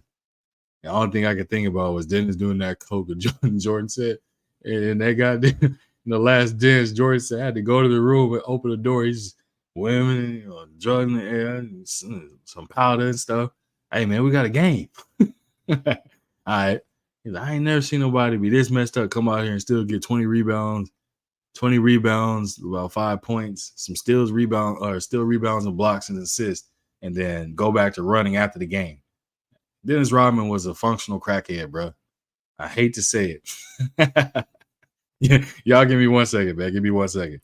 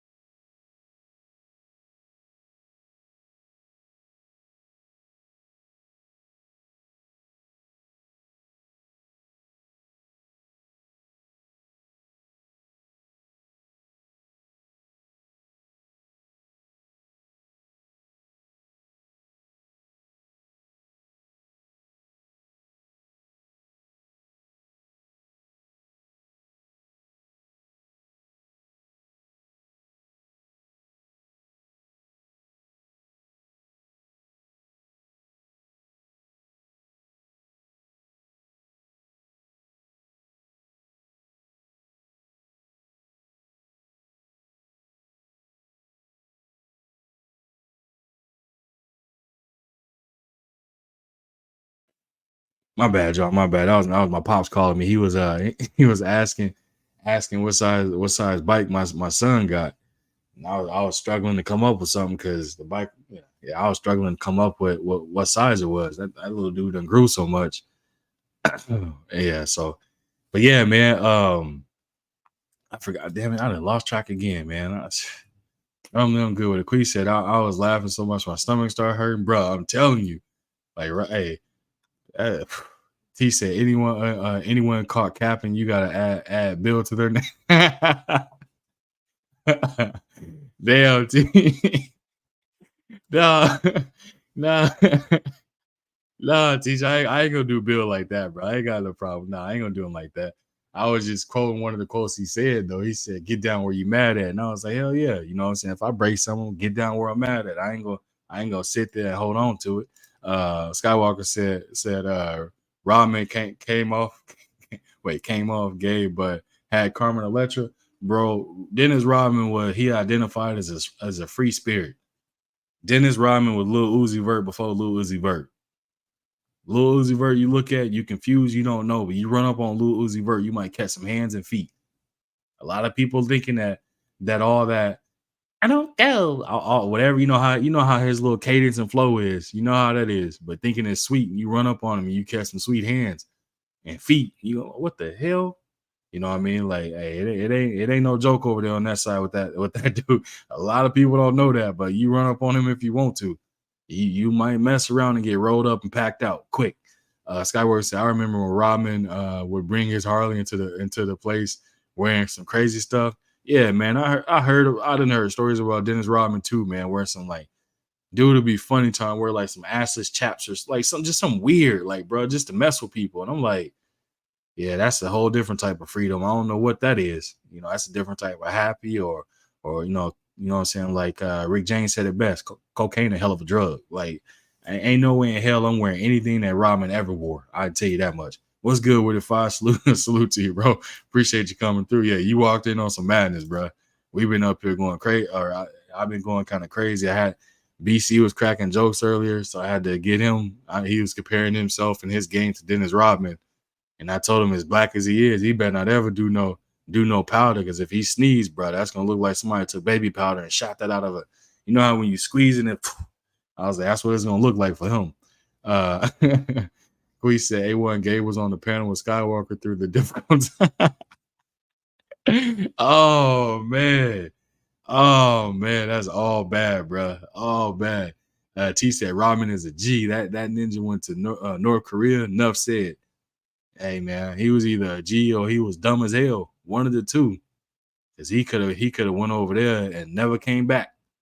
Kim Jong-un, that's nothing to play with. But at the same time, like, hey man, Dennis Rodman, a weird dude, man. Weird dude. But he what is it? Marches at the beat of his own drum and floats like a cloud in the sky, bro. That's one funny ass dude to me, man. Me personally, like just all the stories you hear about how that man used to be, take a weekend, go get high as a kite or higher, and come back and look as if he ain't skipped a beat. Yeah, all that energy. I said that's because that motherfucker, he was forever high. Only crackheads have that type of energy, and they don't die out. Only crackheads got that kind of energy, bro. Dennis Rodman was a functional coke or crackhead, allegedly.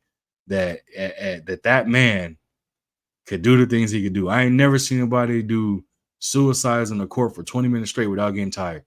And for people that don't know what a suicide is, it's an NBA term or a basketball term, excuse me. When you're at a basketball court, you start at the baseline and you touch the line in front of you, come back. Line in front of you, come back. And you do that on every single line in front of you. You go and touch and you run back to the baseline. For him, Dennis Rodman would do that for 20 minutes straight at full speed and not stop. Ain't no person in the world that can sprint or be at top speed for 20 minutes, bro. You got like Ethiopian or Egyptian or Cameroon runners, whatever, long distance runners. I'm gonna just say long distance runners.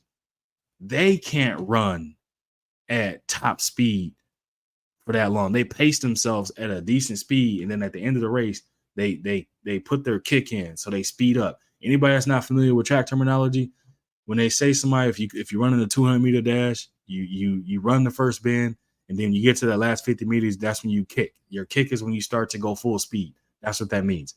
For Dennis Rodman, there was no kick. There was no ramp up period. That man was full crackhead speed or dope speed the entire time, bro. 20 minutes straight, nonstop. Ain't no way in hell he was sober. I don't care what nobody say. There ain't no way. I can't even ride a damn bike at full speed for 20 minutes without like letting it coast. Dennis Rodman was different, bro. Dennis Rodman was absolutely different. Brian or BC said, nip, dip, get bucks from Rodman.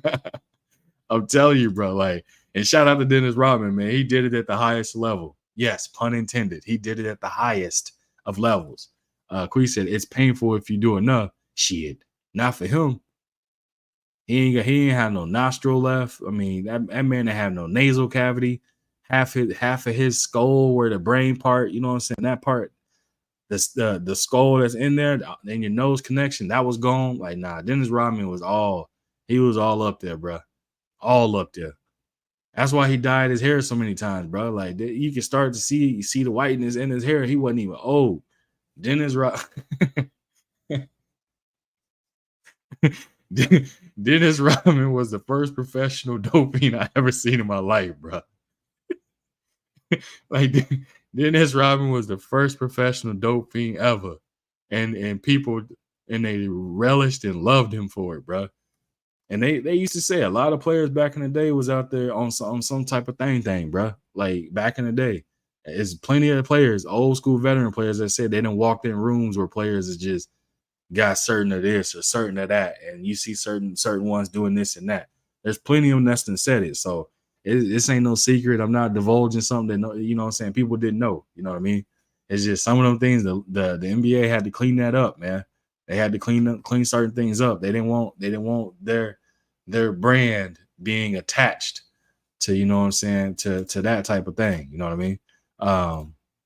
BC said, I started at 1,000 miles per hour too. Yeah, nah, you a functional fiend too.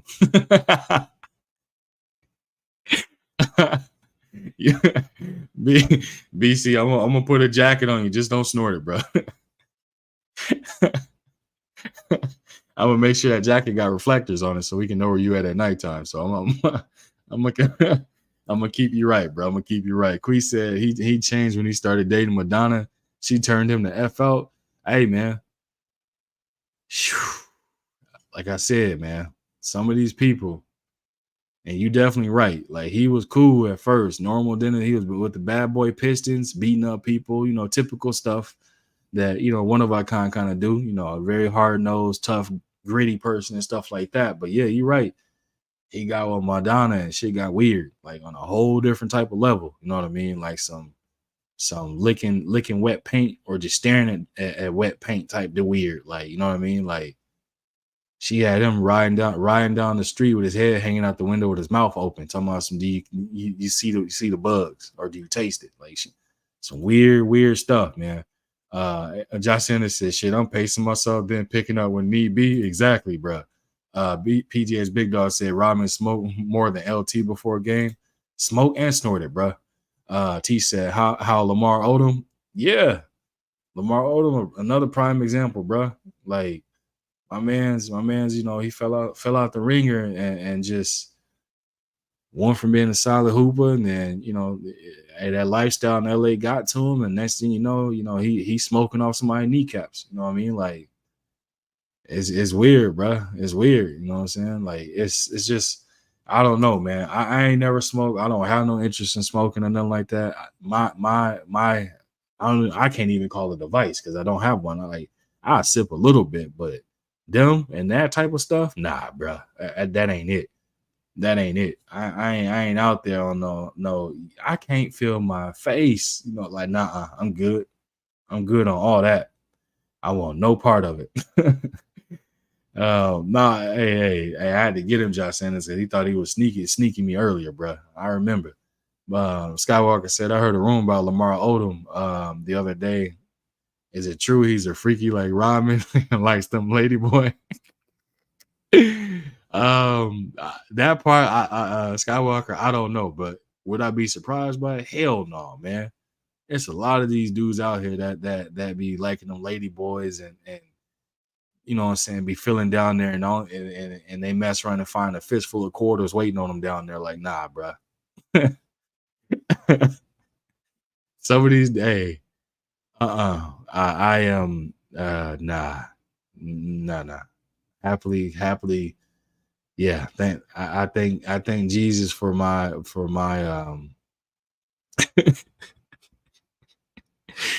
Hey, bro, I'm not gonna go on. I'm not gonna go down that lane, bro. Just know, nah, hell no, lady boy, none of that. That's why got one of these on and some kids, bro. Like, nah. In the words of G5, what do you always say? Get you some lady booty, some lady cheeks. That's what G5 would say. Get grabbing on some lady cheeks. Yeah, I ain't messing around with none of that other stuff. But Odom and Rodman, yeah, bro. Rodman tried to marry him damn self. So that tell you how confused he is, bro. Like, yeah, he tried to marry him damn self. Yeah. If you didn't know, now you know. Dennis Rodman tried to marry himself. A man's had on a dress and some other stuff. No. He not like us. He not like us. He not like us. Like, hell no, bro. Keep that weird. And you're right. Madonna turned his ass completely out, bro. Absolutely out. That boy, man. That boy went from being a megalodon shark to all of a sudden to a zesty ass goldfish. If you can do a comparison to fish,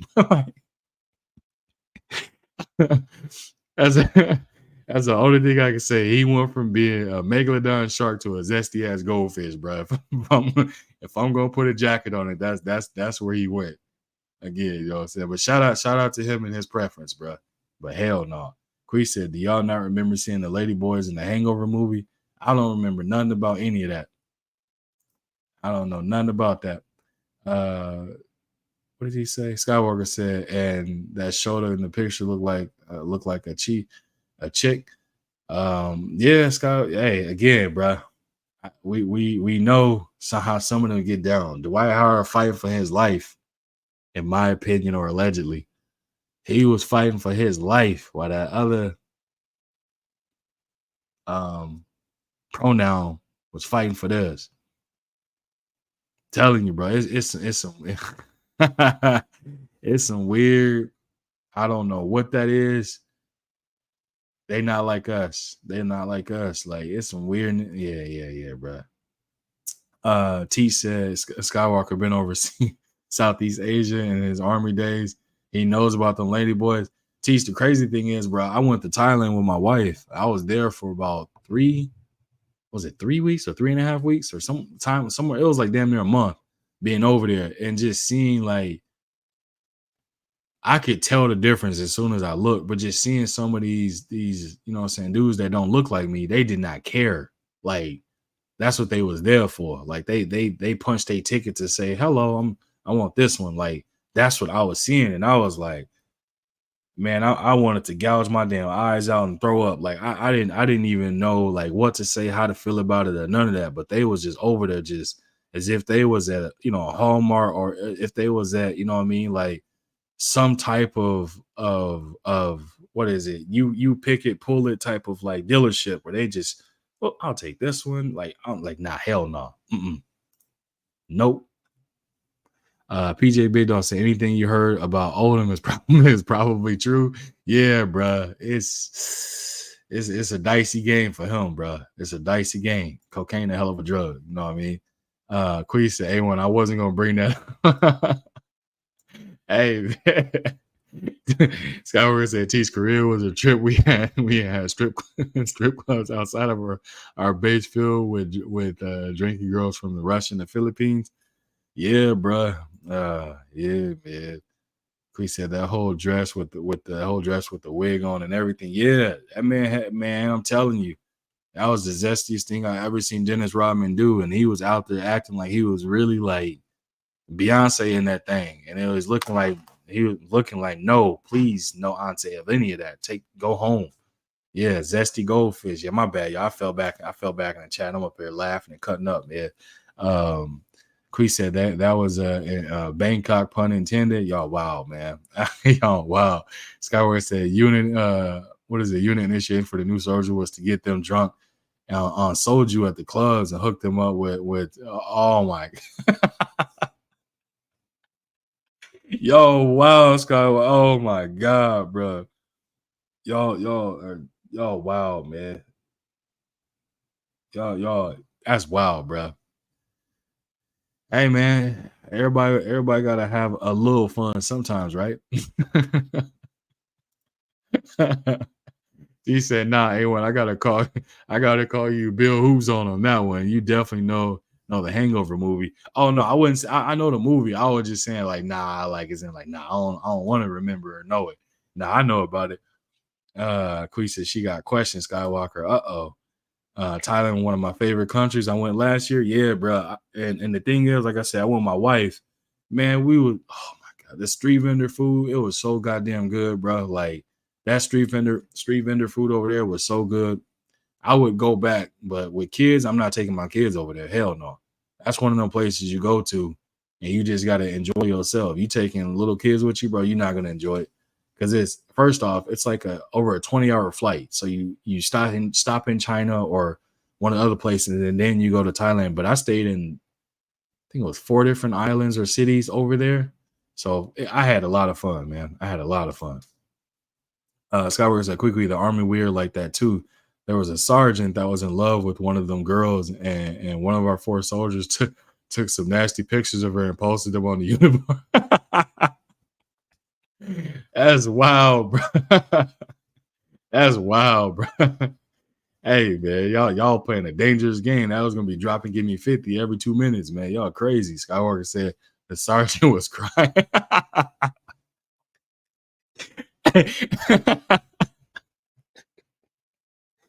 Hey, say it ain't so, Skywalker. The sergeant was crying, bro. Ain't no way. Ain't no way. Hell no. That's how. Not with the midget. What's good with it? What's good with it? D Free. What's good with it, bro? Salute to you, man. How you doing this Friday, brother?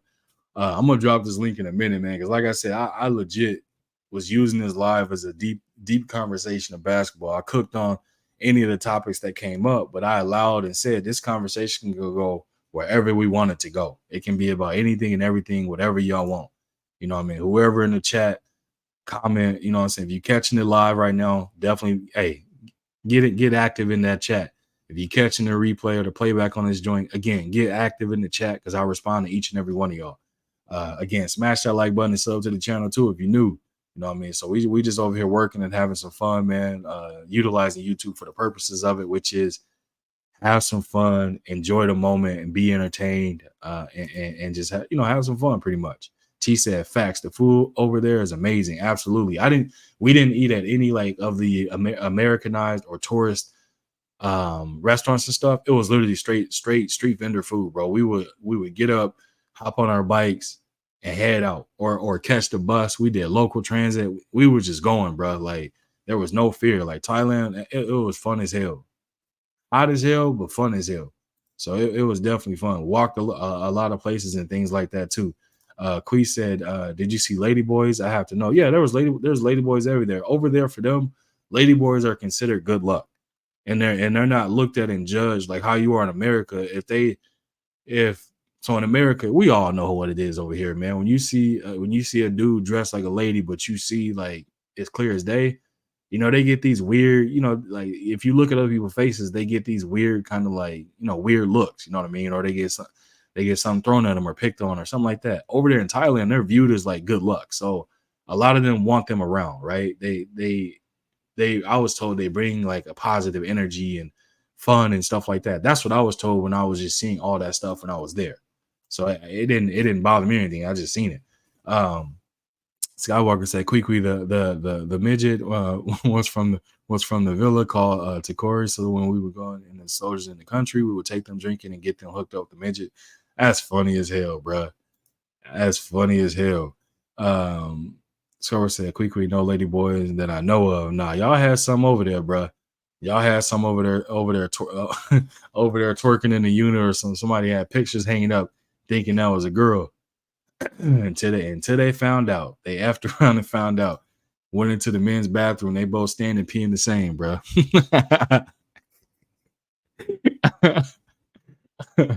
Oh man, Queen said, "Skywalker, you mean to tell me they couldn't tell it was a midget? I get happy when I see them. I want to talk to them. I have questions." Nah, Queen, you probably be thinking you about to punt their ass, field goal their ass. Like, I already know you seem like a violent person. I already know you be looking like, is that a 60-yarder or a 50-yarder? Oh man. Oh man. He said quickly, I think they did, but they were pretty drunk by the time we got to the club. They did it, they did that for a whole year that I was there. That's wild, bro. She said, y'all, I want to know how they took. Hey, I'm not in that conversation at all. I'll leave that between you and whoever else want to answer that. Yeah, bro. Josh Sanders, like, yeah. That's a little too wild, bro. Skyward said, "I blame Dennis Rodman for these conversations." Yeah, bro. Dennis was the person, the full blame of the reasoning as to how we got here. Absolute blame for it, because like I said, I cooked on what I wanted to cook on, and I don't know how the hell Dennis Rodman came up. I want to blame BC. Yeah, BC brought him up because he was gonna try and say something. He had energy like him. So, But yeah, bro, we cooked on everything. We're gonna open this panel up. Like I said, basketball, any basketball conversation is welcome and is open. I got time today, so definitely can cook on some things, man, and enjoy and again make YouTube what it's supposed to be, which is have some fun and have some conversations, man. D Free said, I'm editing a video, honey garlic glazed salmon video out later today. Okay. Let me hold on real quick. Let me make sure got my everything set up real quick. Let me go find the channel, make sure I turn my thing on. 1 second. Let me see. Now, bear with me 1 second. Just making sure I got sub. Not only I already know I'm sub the D Free channel, I'm just making sure my notification on. So when he dropped that joint, go right on over there, check it out, and support that man. Let's see.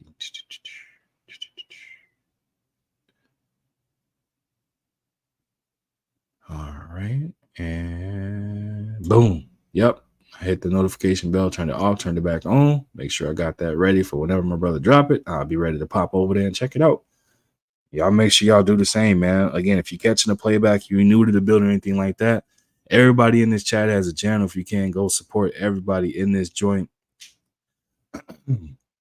Whether it be boxing, whether it be just real talk, whether it be cooking, we got everything you need over here. Make sure you go over and support the grind, support the channel, subscribe to these brothers and these ladies and gents. What's good with it, D Free? What's good? Oh man, I can't call it, bro. Been over here cooking and having some fun, man. I got, like I said, my kids out the house. I got a little bit of time, so I was like, let me pull up and talk about it too. Joe Smo said, "What's good with it?" She said, "He's in Jamaica. Lady boys are."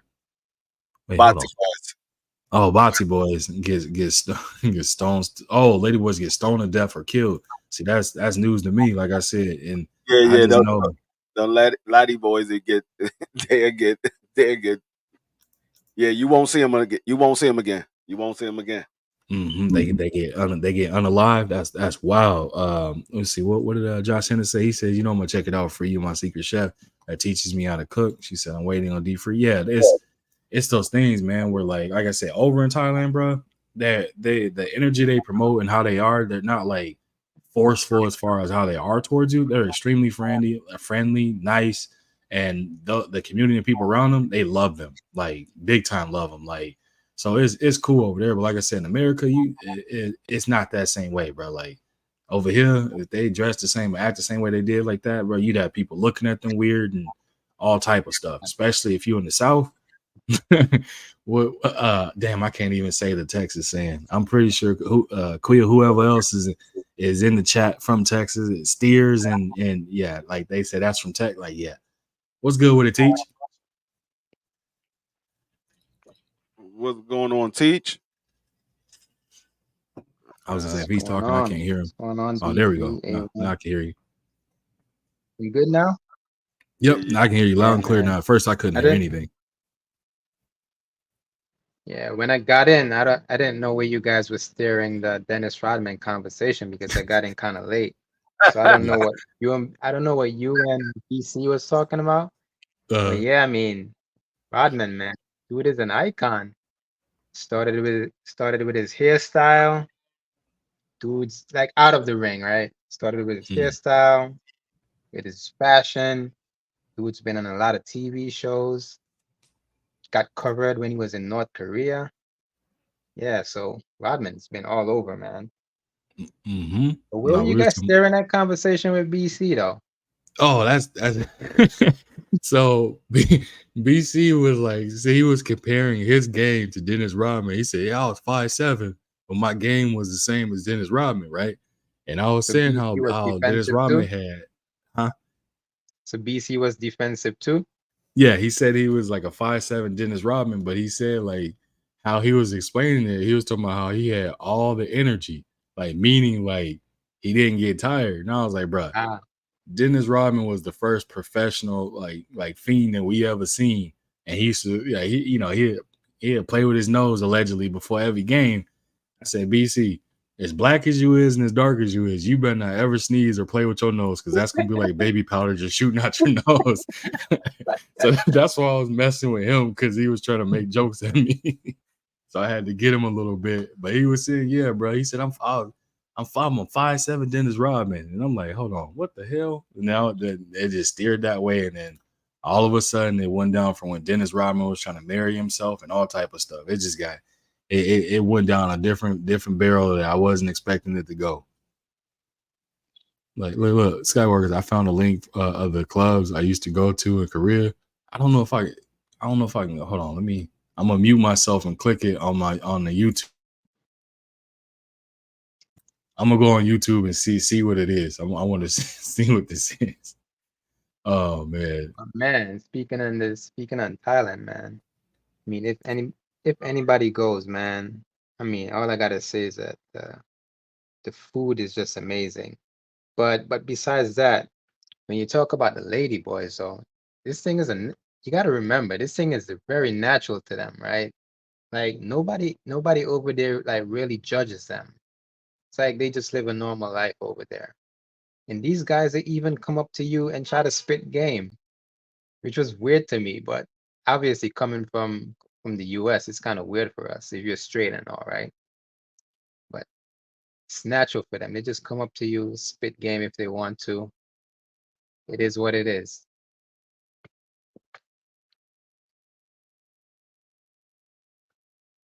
man. Hey, and yeah, you definitely right about that, Teach. I'm gonna cook on that part too. Skywalker, I clicked that video and watched it, bro. That looked like a club where you mess around and slip a drink and your organs gonna come up missing. That's that looked like a club. If you had the wrong drink, bro, you gonna walk out with half your kidney or your liver gone. But Teach, you're definitely right, bro. Like the food, absolutely amazing. People, amazing. But as far as like the confidence of them and how just again how confident they were and how accepting it is in the cultural perspective over there, yeah, it's something that's completely different than here. I didn't have none of them approach me, but I know me and my wife, we were on a cruise.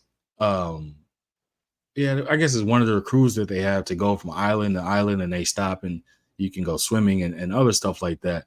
There was a different guy from, I want to say maybe a Middle Eastern country, or I couldn't really tell, right? But one of the lady boys started trying to like dance and grind on him. When I tell you that's the closest I've ever seen somebody at giving somebody a WWF type kick, he kicked Oh my God. he kicked that lady boy off of him like literally get off me. What because culturally for some of them over there, like they would be they'd be unalive for that type of disrespect for even touching them, you know what I mean, or even speaking to them. Like I said, I don't remember or don't know what country kind of like where that from, but just when I saw it, I was just like, damn, like I could only imagine if that ladyboy was back from where he came from, what really could have happened, type of thing. But it was just wild to see that. I was like, and my wife, she loves like that type of energy, like how ladyboys, they're so positive, so energetic and stuff like that. She thought it was like funny just seeing like how they were just partying and stuff. And she was like, yeah, like they're trying to wave more, like, yeah, my husband. I looked at her with a serious face. Don't you do that. Do not do that. Like, I don't have nothing against them. Don't come over here. We not finna sword fight or none of that. I don't we're not doing none of that. Keep that over there. Like, allow that party to happen over there. I don't want no part. But she just kept like playing around, telling her to come over, and I'm like, nah, man. Stay over there. But otherwise, man, it was an amazing experience, man. I think you were either with your wife most of the time that they didn't approach you, or it's just that they don't like the light skinned brothers, man, because I do know that they like the dark skinned brothers. I'm gonna take. I hope it was a light skin, and on top of it, I pretty much wore my wife like a satchel, bro. I was her shadow. She was my second layer of skin. I didn't go nowhere alone. I was not chancing it. I wasn't. Hell no. I wanted no part of entertainment. Nope. I don't want no high. Nope. Hell. Nope. I don't want no thing. Me no speaking Definitely, no Quee. me no You speaking guys, no English. yeah, Everything. you guys are very confident, Quee. Very confident. What she say? I just want to ask a few questions. Their confidence is through the roof. Yeah, yeah. Like over there, quick, it's a whole different level. Like they like that over there. Like it's like there is no worry, there is no judgment. It's wanted, it's encouraged as far as for them to be around. Because again, like I said, they believe they're good luck too. So, but yeah, teach like, dude, the oh my god, man, there was like this one lady that made this certain kind of like sauteed chicken, but she had her own like little rolling cart. We got it one day, bro, and I tell you, I went looking for this lady again and could not find her. I was so disappointed. Like it was like some of the best chicken I had ever had, and I literally was like telling my wife, like, we gotta go find her. Yeah, these Like, bro, guys with we the went, push cart, they got a couple of spots, so yeah, yeah. I'm not gonna find them like the next time. So Bro, I was searching like gotta get I them. look like a fiend looking for a fix, bro. Like I was looking for that lady to find that chicken again and just couldn't get it. But then it was like we had, like I said, we went so many different places and saw so many different things. Mm. Amazing, dope experience, man. Super dope. But the thing that I found amazing there, right, is that like fresh fruits, man, you could just get that on the whim, like anywhere hmm you go, fresh fruits. That's the part that I love. Like I was like eating so healthy over there, like my mentality was just in the right place. Kind of got depressed when I got back to the US though. hmm It's Like the different. for like the first 2 weeks. It's different, teach. Yeah. It's when you eating fresh and you're around like positivity or just where you see people just working so hard, like it's a different type of energy that you're around and promoting. As far as hey D Free, look at Creed Thomas. I'm good luck too. I think where G5 at? You I'll gotta let get D G5. free to you gotta get D free to pull up to Thailand one day. What you say? You gotta get D free to pull up to Thailand. BC, nah, BC Nah, can't put. I'm talking to you. He I'm said talking D to Free. He you. talking about D you. free. You said BC. I about to say, nah, BC can't pull up to Thailand. They won't see him. It'd be the abyss.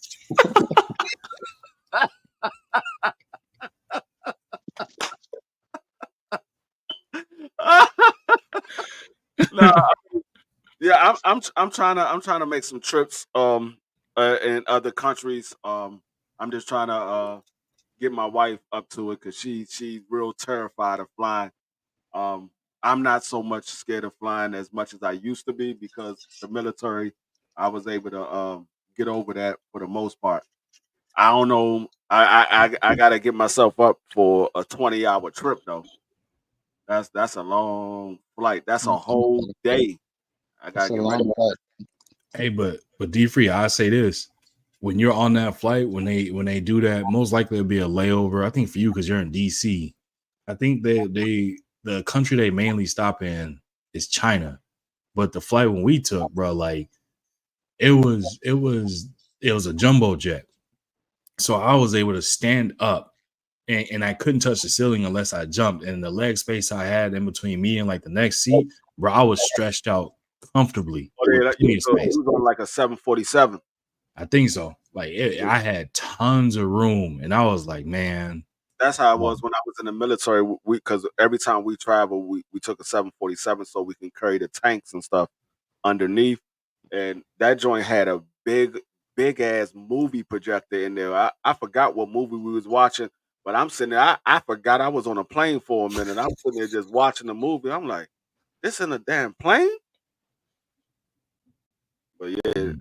yeah. I mean, some of them flights is nice and comfortable, and then some of them you be like, Lord, just let me make it to this daggone destination.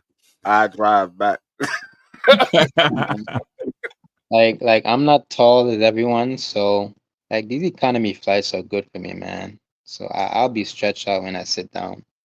But one Yeah, thing you have to make sure of when you take these long flights, you gotta book early to get your aisle seat. 'Cause you don't want to sit at the window or in the center. I don't mind sitting. I don't mind sitting on the at the window. Well, look, I got seated by the window so much, the wing and the window. I got seated by that so much traveling in the military that it doesn't even bother me no more. I'm already expecting that I'm gonna be sitting by the window. But listen, D3, you're gonna want to get up, right? You're gonna want to stretch. You're gonna want to go to the bathroom. So you're Hey, gonna have to be interrupting people to get through. When you're at the aisle, you could do whatever you want. hey, I don't care about it getting out of hand. You better move when I tell you. To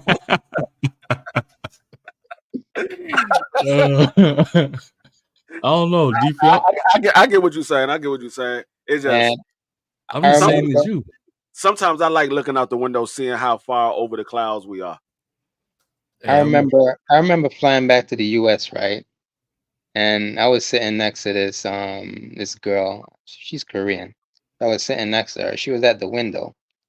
The whole entire flight, this girl hasn't gotten up once to use the bathroom. And I keep talking to myself in my head, yo, something has to be wrong with this chick. Like a whole 15 hours, you're not getting up to go to the bathroom? That's crazy. nah, I'm with D free. I prefer a window seat, bro. Like my wife, like every time we fly, I'm like, I'll take a window, and I just let her just sleep on me, on my shoulder. But for me, I don't ever get up during flights either. Like I think the one that we went there, like going there, I think I got up one time, and that was just more so to like, I think I just had to go use the bathroom because I was drinking like so many fluids and stuff. But that was it. I just wanted to go piss real quick and came back. Otherwise, like I never get up. But I watched so many movies, and then the way they did it is they made it where you couldn't even like put your little window thing up or down to be able to see outside. Like they electronically did it, so you had no clue if it was light or dark outside because they controlled the environment, they controlled the lighting in the inside of the plane. Man, I watched so many movies, bro, and then I was like, damn, I ain't tired, but maybe I should try and go to sleep. Man, next thing I know, there's to myself, we'll be landing shortly. Oh, I was like, oh, hell no. I was messed up, bro. I got there and was out. What's good with it, 5? He hopped on. He got to come Five. What's happening? tell Queen. Good, my people. Look at him. Nah, man. Well, yeah, she is, but you know, I've been up here moving and grooving. They got an event they got to do, so I was like, that's why I was in and out of the chat, man. Trying to, boy, one thing is another, man. Yeah, no. But I hear y'all up here, man. Yeah, I wouldn't mind going to Thailand, but I heard about the high rate of them lady boys. You know what I'm saying? Yeah, Well, you know what, yeah. G5. Hey, But TG's G5, let me dark. tell And you I this. heard what you said. They like dark skin. Well, I'm gonna ask them, hey, can I travel with my pistol? Because look here, G, I'm like, look, G5, man. let me tell you this. G5, let me tell you this. The last time I was over there, like weed is legalized. So, Oh, that's man, lovely. these guys That's are lovely. smoking like you're gonna enjoy it if you go. Because these guys are smoking.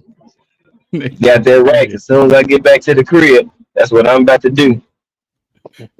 Hey, they gonna be like, ooh, look at this chocolate milk dud over here. Hey, Hey, man, look here. Nope. That's the reason why I'm like, look, I need to. I'm a licensed carrier. I need to bring my weapon with me. You know what I'm saying? Look, put it under the plane. You know, I'm cool with it. Now, when I get out there, joint, I need to bring that joint with me. Look, I'll be with my chick, my woman anyway.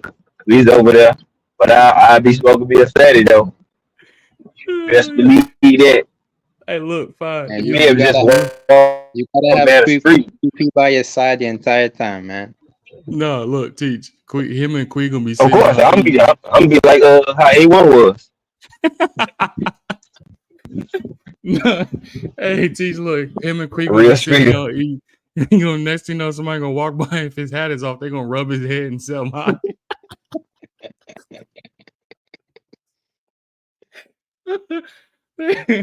they gonna test 5. You trash for that. You trash for that. They better not rub my head like it's showtime at the Apollo, man, boy. They gonna kick me out of Thailand for good. Oh, shit. They gonna say Michael Jordan? Jordan Michael? Maybe so. Oh shit! Nigga, G Michael turn around. What the fuck? Oh, unhand me. Hey, Quigo have to be on guard at all times. they gonna kidnap 5 ass and traffic.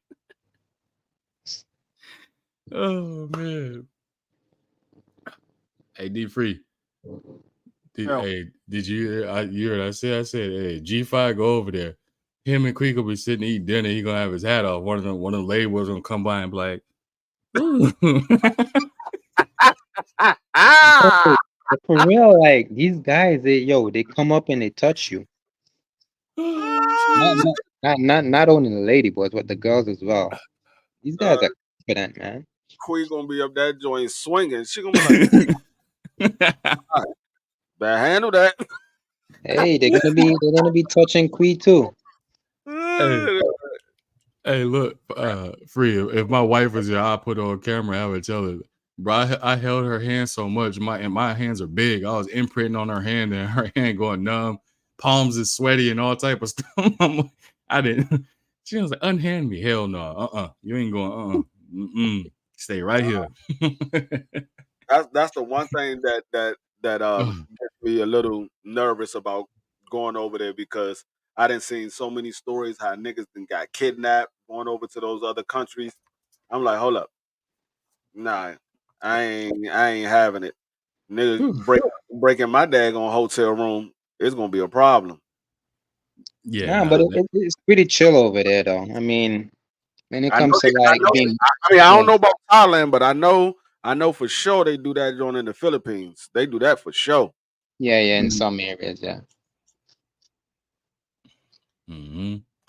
My bad, man. I was over here dying laugh. I'm just picturing like him and Quee sitting and eating, and I don't know why. I think it was an Instagram video you sent me, D Free, where that dude was sitting there and then stop picturing it. Stop picturing it. Dang. Hold on, 5D Free. They were sitting there bowling, and the Asian dude was trying to grab a bowling ball, but he was talking to somebody, and he grabbed that person that had a bald head. And that dude turned around like, "What the fuck?" I was just picturing like one of them dudes walking up doing G5. Right. I know G5 face. Like, hold on, nigga, he gonna stand up right away. Like, you put your hand on me. D5. You got to watch them boxy boys. Oh my god, bro.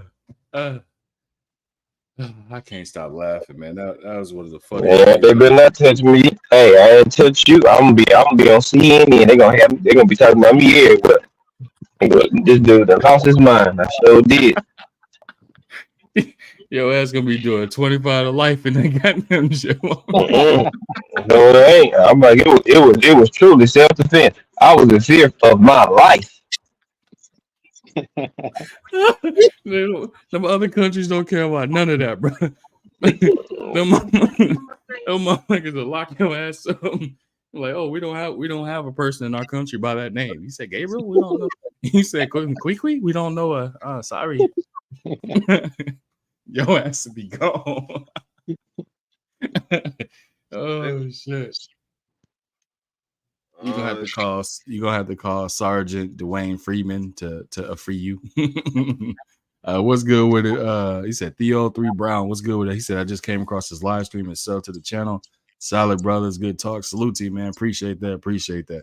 We talk sports right now, man. We just cutting up, having a little bit of fun, and again, utilizing YouTube for the purposes of it, entertainment and laughter, man. So appreciate you and salute to you, subbing to the channel, and hope to see you again on another one, brother. Oh man, Quee said they have different rules. Jocelyn said we're gonna have to sign petitions to get you out 5.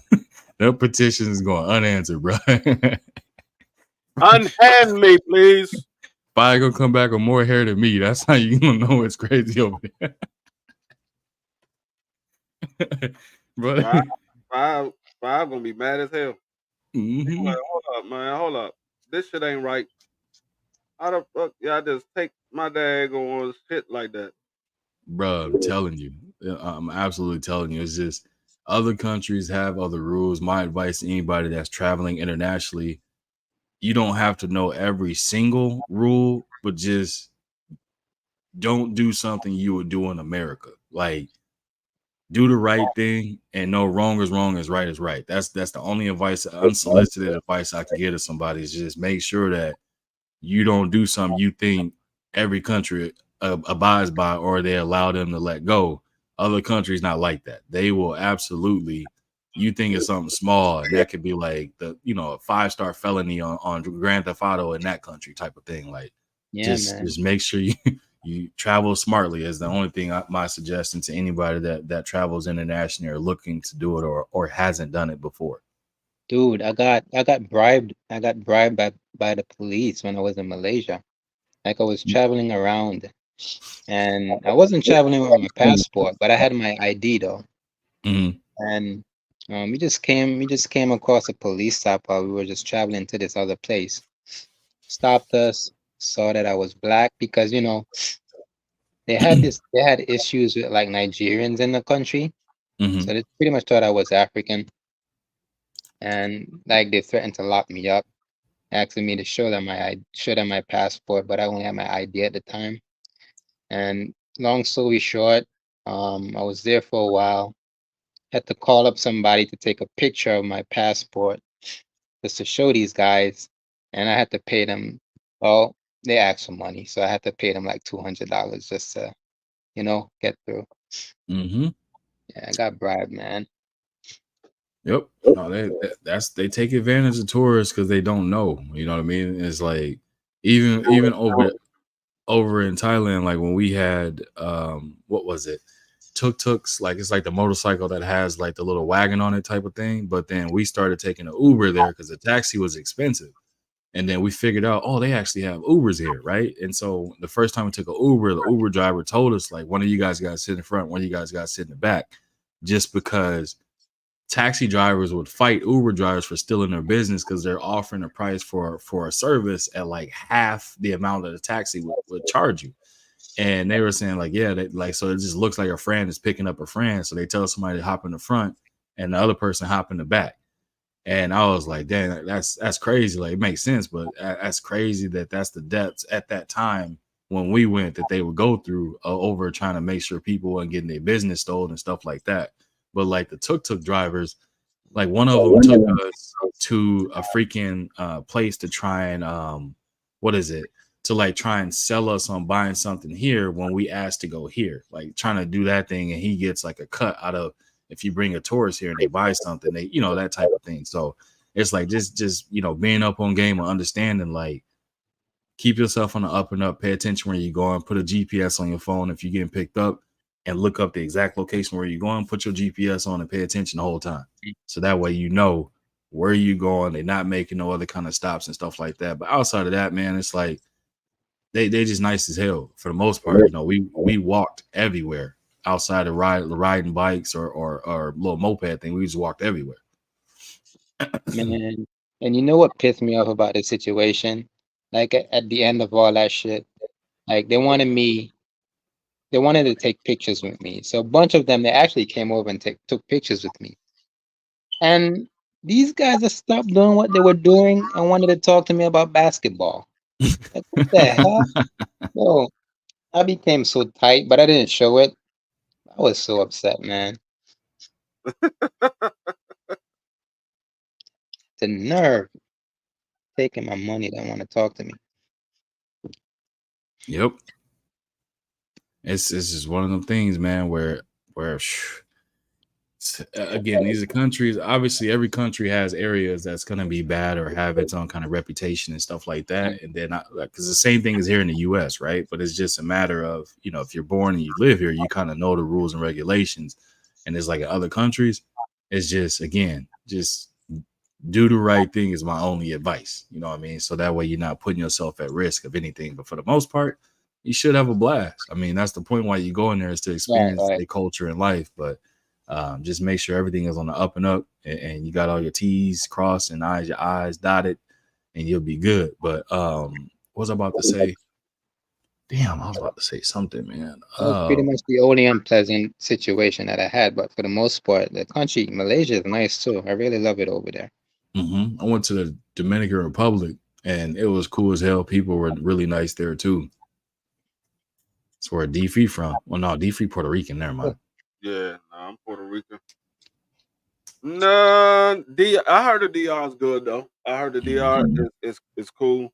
I never even been to Puerto Rico, but I heard that it's nice.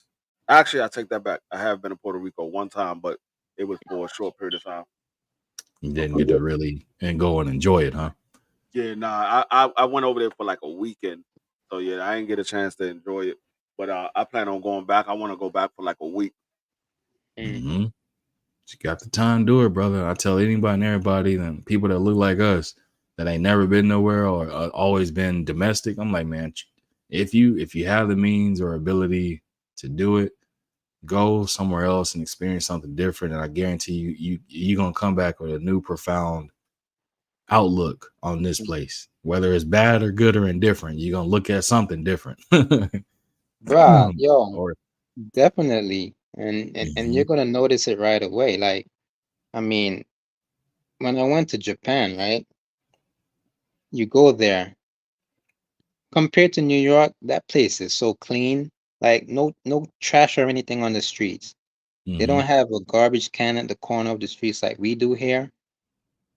And then you get back to New York, the shit is depressing. Like mad trash on the street. You have a garbage bin there. Nobody uses it. It's ridiculous. So lack of respect for for the land or earth, man. however you want to put it. I just know in Japanese culture, they respect like earth or they respect land and the greenery and stuff like that. That's why they have some of the most beautiful like gardens and stuff like that too, because they put a lot of love and everything into that. That's the first thing I noticed when I got there, like how clean that place was. I guarantee, like if you live in New York, you know this place is dirty, man. Where BC at, man? He supposed to be blank, man. He's supposed to be the one cleaning these streets up at night and during the day. At nighttime, that's just you think the wind blowing. That's But just BC walking by. The thing is, it's like it's the public behavior of the people. Like they were just brought up different than the people here. Like like way different. So I've never been to Japan. Me and my wife were talking about that, like countries to visit or go to, and I'm sure like if you're getting good feedback, and I think she knows some people that went. If I'm not mistaken, I think my sister-in-law went to. Was it Japan or Korea? I think she went to Korea, but it's like I would visit Japan. Shit, why not? I just love getting all that food, man. Like I said, in Thailand, when you fly domestic, it could be an hour flight and they giving you a full course meal. And that was like every time I was loving that, man. I was like, dude, I would get so big if I lived over here full time and you take an hour flight. He said I would be so big over there. Man, I'm telling you, bro. Like D-Free, they would give you chicken, veggies, and rice on an hour flight. You barely can get peanuts on the flights here in the US, bro. And they can be a 4-hour flight. With Clarence and BVO, but not take no flight. They don't need to get no bigger. They're plane gonna land ASAP. They gonna say, hold up, we make the capacity. We gotta come down. Oh man. That joint gonna be flying, they're gonna be flying low. They're like, hold up, man, why the hell we so damn close to the ocean? Hey, BVO can't fly. They don't make ticket. They don't make seats that big, bro. He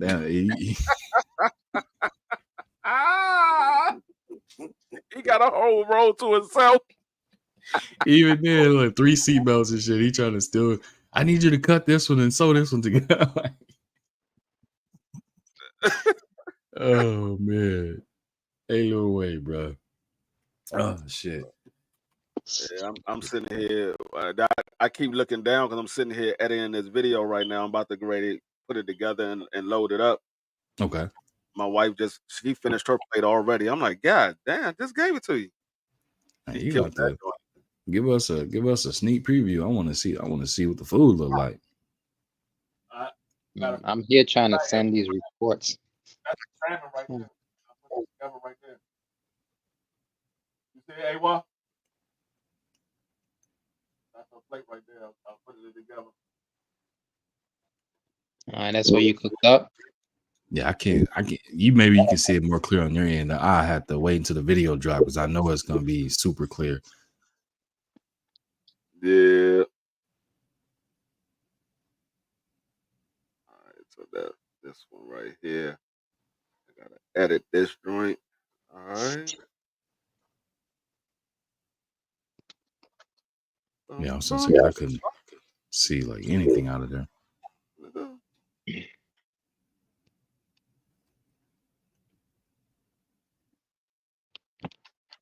This nigga 5.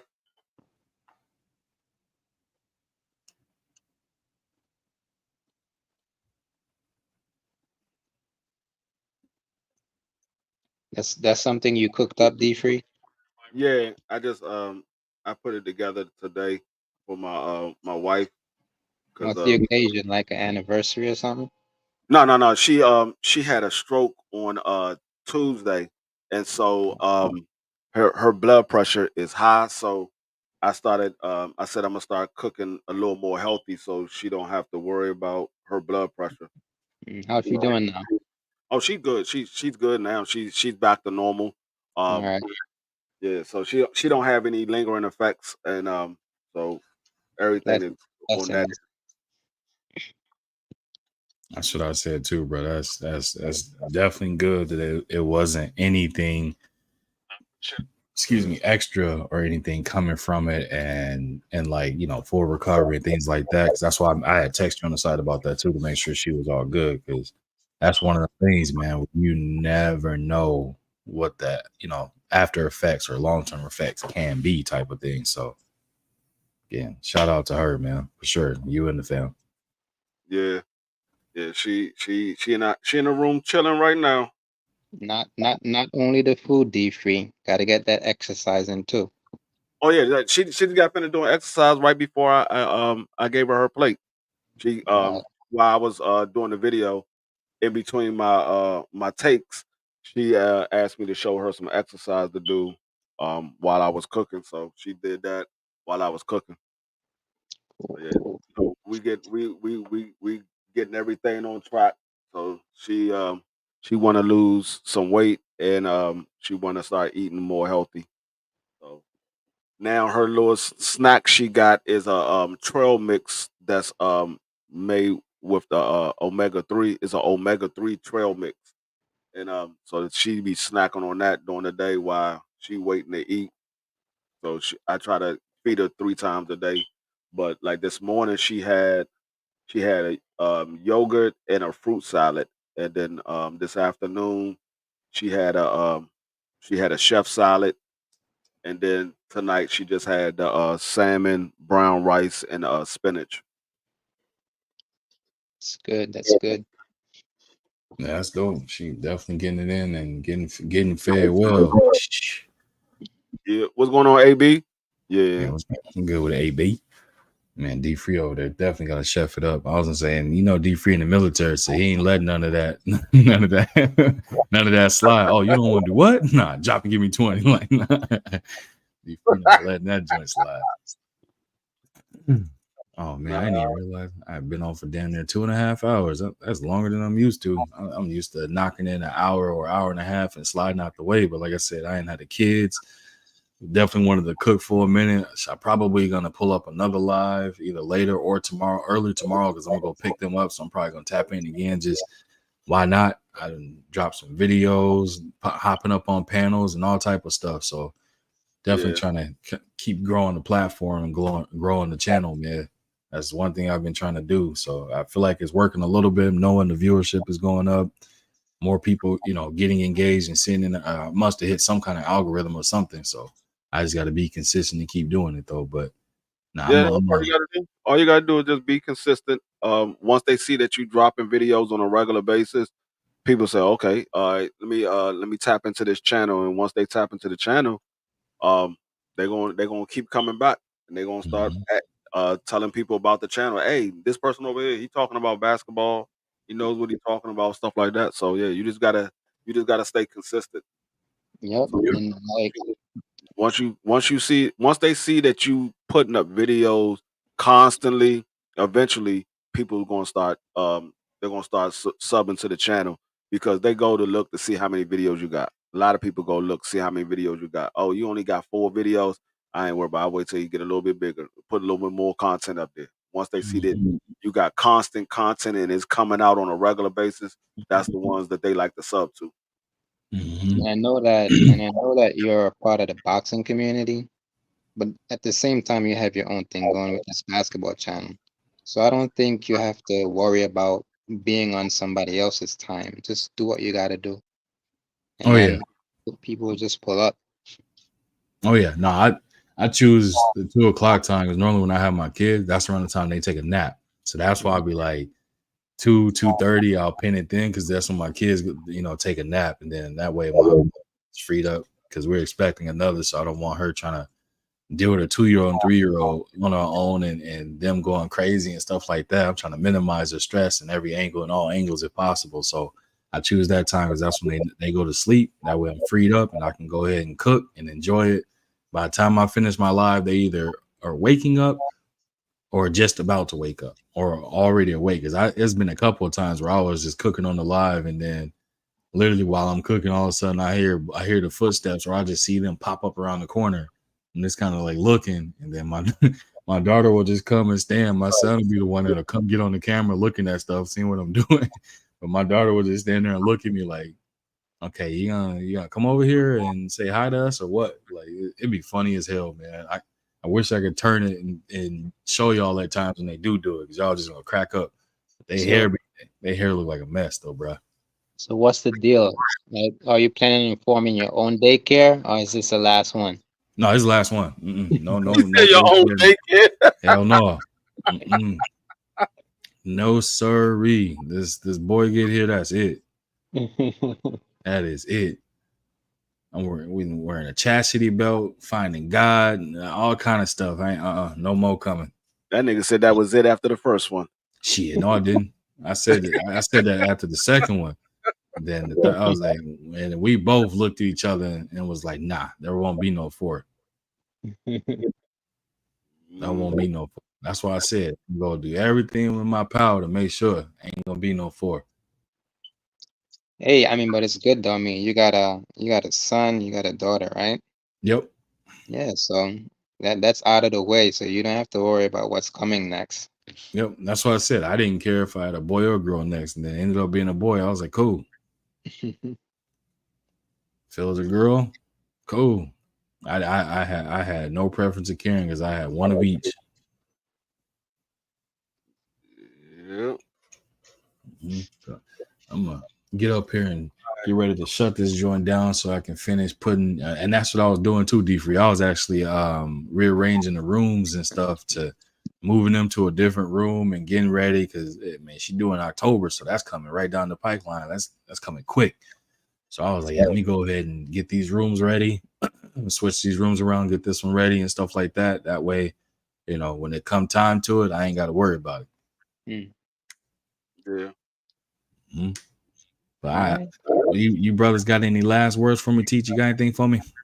No, like I said, I'm about to get ready to drop this video. I'm putting the last little edit to it, so it'll be out soon. So Okay. if you're not subscribed to the channel, subscribe to the channel. Cooking with D Free. I got my boxing channel that's separate, but this one is strictly just for cooking. So it's gonna be Cooking with D Free. Once I'm gonna put it in the chat. Once I get enough subscribers, then I start doing live streams for that channel, and that way y'all can come up and ask questions about different things, and we can talk about it. Yep. Appreciate you, D Free. Definitely will do, brother. Appreciate you sliding on. Teach, you got any last word for the good folk? And pretty much that's my time, man. It was good to come up here and cook with you. I mean, whenever I see you on, I'm gonna try and tap in. So I'll keep an eye out, and I'll keep an eye out on 2 p.m. for whenever you go live, so I could tap in. Appreciate that, Teach. Have a good one. All right, you too, brother. No, I'm and this is just for the record for everybody else out there, man. I'm live every single Friday, 2 p.m. Pacific, 4 p.m. Central, 5 p.m. Eastern. If I don't do that exact time, it's right around that same time. So you'll see either 2 or 2:05 or 2:15 or something like that. It's always 2 p.m. Pacific, 4 p.m. Central, 5 p.m. Eastern. Video content dropping daily. So definitely keep an eye out for that. If you don't get notifications there, anything like that, definitely go in, hit the notification bell, turn it on, turn it off, turn it back on. But yeah, content is dropping daily. Basketball content, unbiased, right down the middle. Mixture of comedy, some jokes sometimes, some jokes in the videos, but more so just cooking on basketball, having a fluid conversation about it. Again, unbiased, down the middle, and just enjoying the game, getting people back, people that walked away from the game, bringing them back, people that's new to the game, introducing them to it, and people that just are basketball enthusiasts like myself, just having a great basketball conversation, man. So I try to cover all trades and things of that nature, man. So no, we covering everything and not leaving anything unfolded. He said, email me A1. I got a few suggestions for you. All right, cool, AB. I got you, bro. But yeah, for sure. Like just trying to cover all bases, man. Want to grow the channel. Any and all support is welcome. Doesn't have to be monetary. Definitely your time is more than enough. So if you are here in the building, hit the like button, subscribe to the channel. If you're catching the playback, same exact energy, hit the like button, subscribe to the channel. If you wish to support the channel any other way besides that, y'all see the information there in the videos or in the description, or you can leave a super thanks as well, man. But other than that, again, another dope conversation. I appreciate everyone that came in the building, everyone that came on the panel, G5, D-Free, and Teach. Appreciate y'all pulling up, man. I appreciate everybody being active and participating in the chat. Much appreciation for that. It lets YouTube know that we're working. We're not faking it. So I appreciate each and every one of y'all, man. I'll be back with y'all another one. But for now, we out of here.